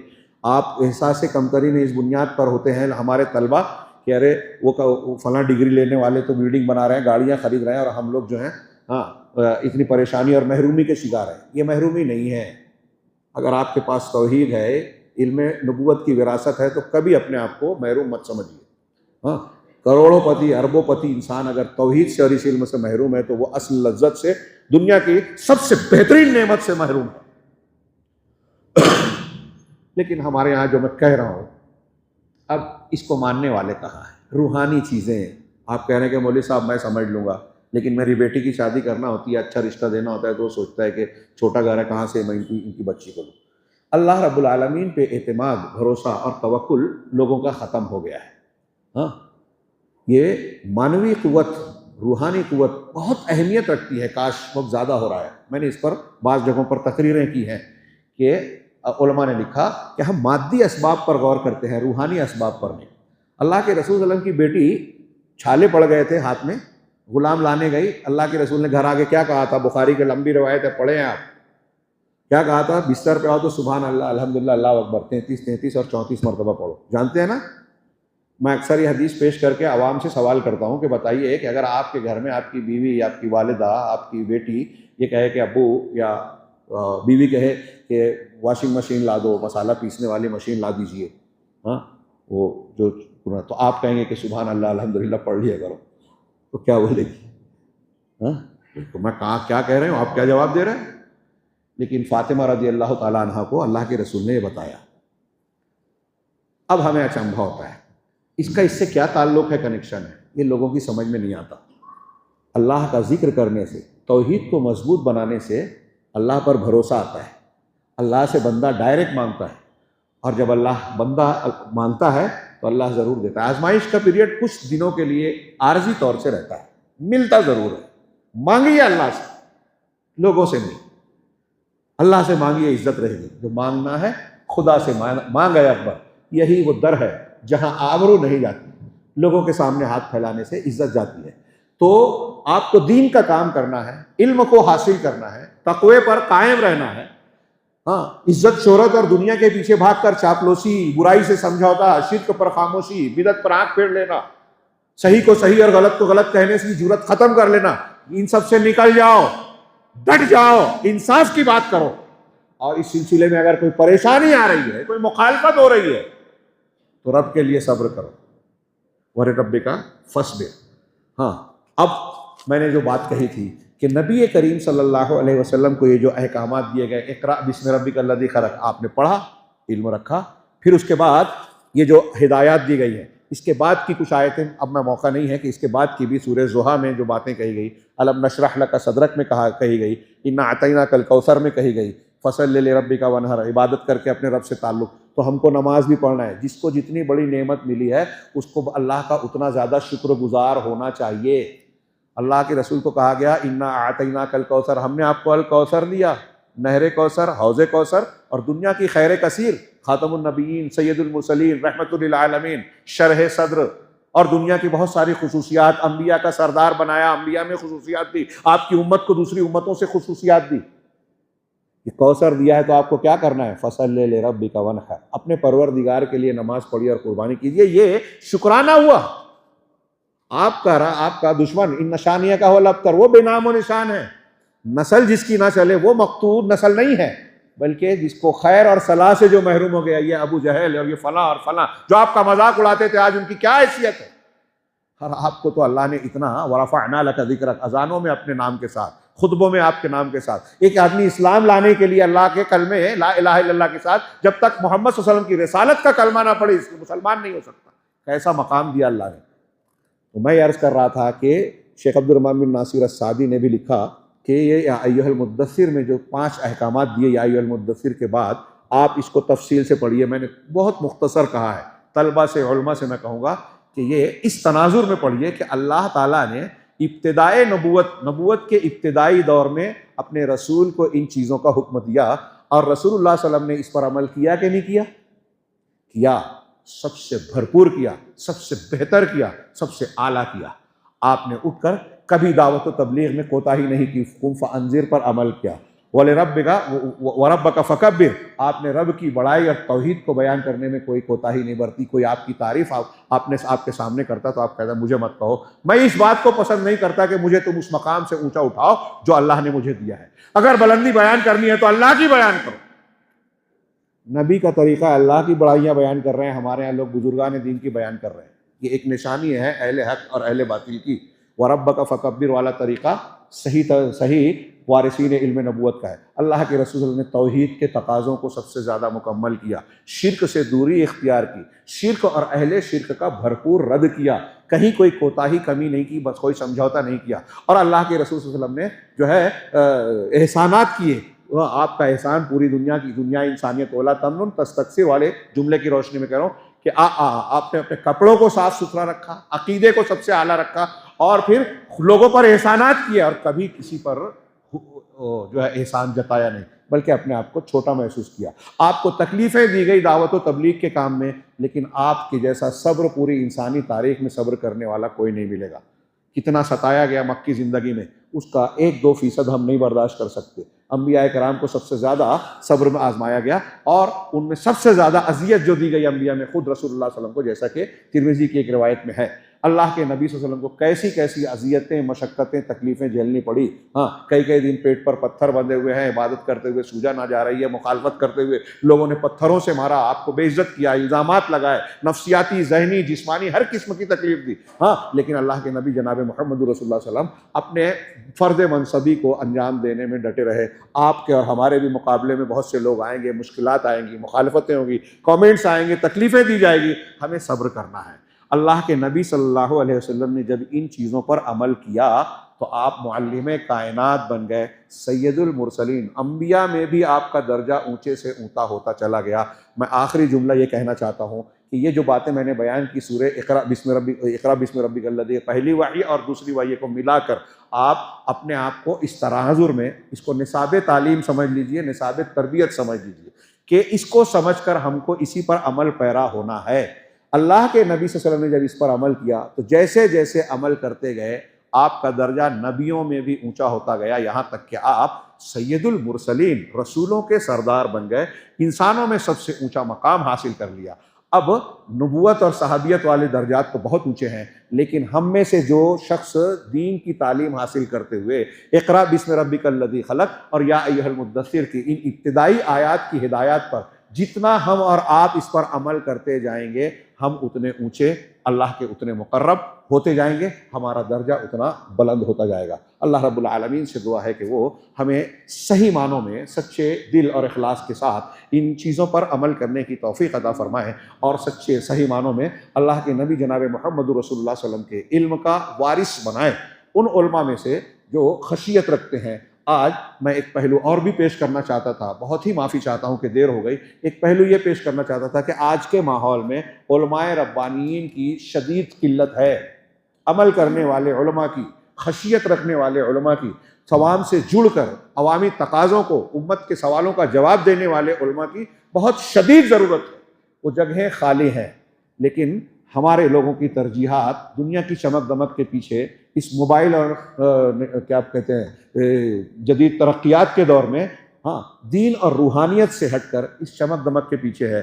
آپ دیکھیے کہ صرف آپ شکوہ شکایت کرتے ہیں کہ پڑھ لکھ کر جو ہم بے روزگار رہیں گے یا بہت کم، لیکن آپ اس کے باوجود دیکھیے کہ تجزیہ کیجئے کہ علماء دین کی جتنے بھی علماء ہیں، جبکہ بہت سارے ہم میں کوتاہیاں ہیں، اس کے باوجود آپ کو شاذ و نادر ہی کوئی عالم بے روزگار ملے گا، کم ہو زیادہ ہو الگ بات ہے، لیکن آپ کو کالج اور یونیورسٹیز کی بڑی بڑی ڈگریاں لے کر بے روزگاری میں مبتلا اور چھوٹے چھوٹے کاموں پر مجبور لوگوں کی تعداد بہت بڑی ملے گی۔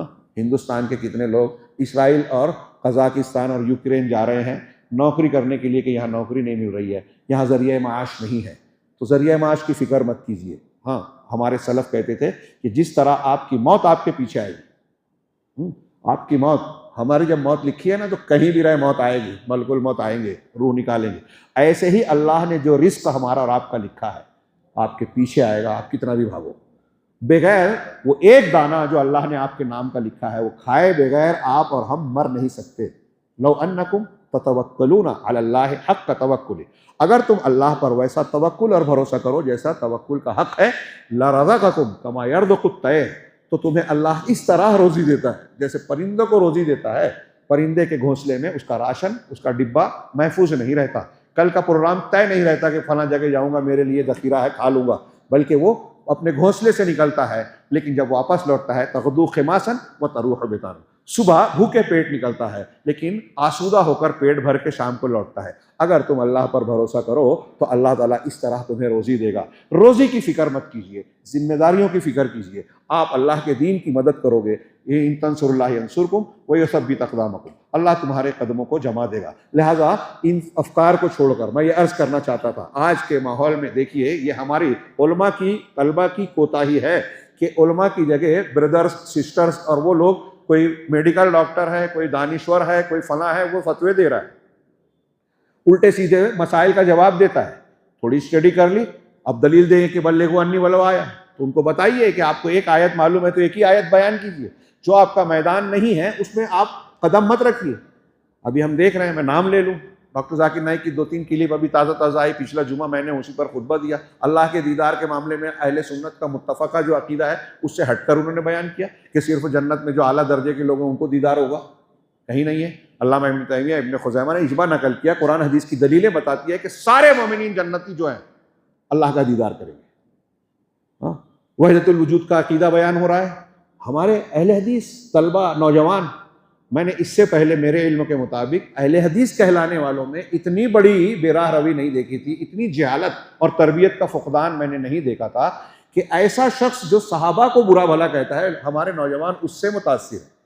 اور میں یا مجھ جیسا کوئی آدمی اس پر تنقید کرتا ہے، ابھی کل ایک صاحب نے بھیجا کہ آپ کی تقریر پر ایک تبصرہ یہ کسی نے کیا کہ یہ مدخلی ہے اور جامی ہے۔ شاید ہی میں نے ان کی ایک آدھ کتاب پڑھی ہو مشکل سے، اور وہ الزام لگا رہے ہیں ان کی طرف نسبت کا۔ یہ ہر دور میں اہل حق کے ساتھ ہوتا ہے، جہمیہ، معتزلہ، اشاعرہ، ماتریدیہ، صوفیہ، مقلدین، سب اہل حدیث کو الگ الگ القاب سے پکارتے ہیں۔ کوئی حشویہ کہتا ہے، کوئی مشبہہ کہتا ہے، کوئی مجسمہ کہتا ہے، کوئی اور کچھ کہتا ہے، یہ کچھ لوگ غیر مقلد کہتے ہیں، کچھ لوگ وہابی کہتے ہیں، الزامات دیتے ہیں آپ جامی اور مدخلی کہہ رہے ہیں، یہ دلیل سے بات نہیں کریں گے۔ تو میں عرض کرنا چاہتا ہوں کہ یہ جو صورتحال ہے نا ہمارے سماج اور معاشرے میں، خبر آتی ہے کہ فلاں جگہ کے نوجوان ایک ایسے آدمی سے متاثر ہو گئے، ان کی تقریریں سن رہے ہیں، فارورڈ کر رہے ہیں، جو صحابہ کو برا بھلا کہتا ہے، جو وحدت الوجود کا قائل ہے، جو رافضیوں کی تعریف کرتا ہے، اہل حدیث اور منہج صحیح والوں کی مخالفت کرتا ہے۔ یہ بدعت کی نشانی ہے۔ اہل بدعت سے نفرت کرنا اہل سنت کے عقیدے اور تعلیم کا حصہ ہے۔ ان کی مجلسوں میں نہیں بیٹھنا۔ امام احمد، امام سفیان اور دنیا کے امام اوزاعی ایسے سینکڑوں علماء کے اقوال آپ ملیں گے، بدعتی کی مجلس میں بیٹھو۔ فضیل بن عیاض کہتے ہیں کہ اس کے جنازے میں مت جاؤ، بدعتی کے جنازے میں مت جائیے۔ فضیل بن عیاض کہہ رہے ہیں اگر آپ مسکرا کر اس کو ملتے ہو تو یہ آپ دین کو نقصان پہنچا رہے ہو۔ اور ہمارے یہاں لوگ فارورڈ کر رہے ہیں، ان کا دفاع کرتے ہیں اور ہمارے علماء حق سے دور ہیں۔ اور صورتحال وہی ہے قیامت کی نشانی والی کہ جو علماء حقیقین ہیں ان سے لوگ دور ہیں، اور قریب کس سے ہیں؟ صغار سے، ٹیپ ٹاپ والوں سے جو چینل پہ آ رہے ہیں، اگرچہ وہ عالم نہیں ہے، ان سے لوگ قریب ہو رہے ہیں۔ یہ طلبہ اور علماء سے میں خاص طور سے کہوں گا، اس کی وجہ سے یہ بہت بڑی انحراف اور گمراہی کی بنیاد، اس کا ایک سبب ہم خود ہیں کہ ہم نے میدان کو خالی رکھا، اپنی ذمہ داریوں کو جب نہیں نبھایا تو دوسرے آ کر یہاں بیٹھ رہے ہیں۔ ہمیں اپنے علم اور ذمہ داری کو سمجھنا چاہیے اور اس کا جواب دہ ہمیں اللہ کے سامنے ہونا ہے۔ لہٰذا یہ عہد اور عزم کرنا چاہیے کہ اللہ نے ہمیں جو ذمہ داری دی ہے اس کو ہم اپنی استطاعت اور علم کی طاقت کے مطابق انجام دینے کی کوشش کریں گے۔ میں جانتا ہوں باتیں کچھ ابھی بھی ادھوری سی ہے، لیکن جو کچھ میں نے پیش کیا ہے اس کو ملا کر اگر آپ غور کریں تو، اور مجھے لگتا ہے کہ میں نے جو میسج دینا چاہا، پیغام دینا چاہا، اگر کچھ طلبہ کو بھی ذہن نشین ہو جائے اور وہ اس کی بنیاد پر اپنا فیصلہ کریں کہ میں ٹارگیٹ یہ ہونا چاہیے کہ جماعت کو، دین کو، مسجد کو، سماج کو، ہمارے معاشرے کو جس دعوت کی ضرورت ہے ہم اس کے لیے ڈٹ کھڑے ہوں گے، اٹھ کھڑے ہوں گے نبی صلی اللہ علیہ وسلم کے طریقے پر، تو میں سمجھتا ہوں اللہ رب العالمین نے ہمارے اس کوشش کو قبول فرما لیا۔ رب العالمین قبول فرمائے اور ہماری ان باتوں کو ہمارے لیے دنیا اور آخرت کے لیے مفید بنائے اور ہم سب کو جنت میں ملائے۔ وآخر دعوانا ان الحمد للہ رب العالمین وصلی اللہ علی نبینا محمد۔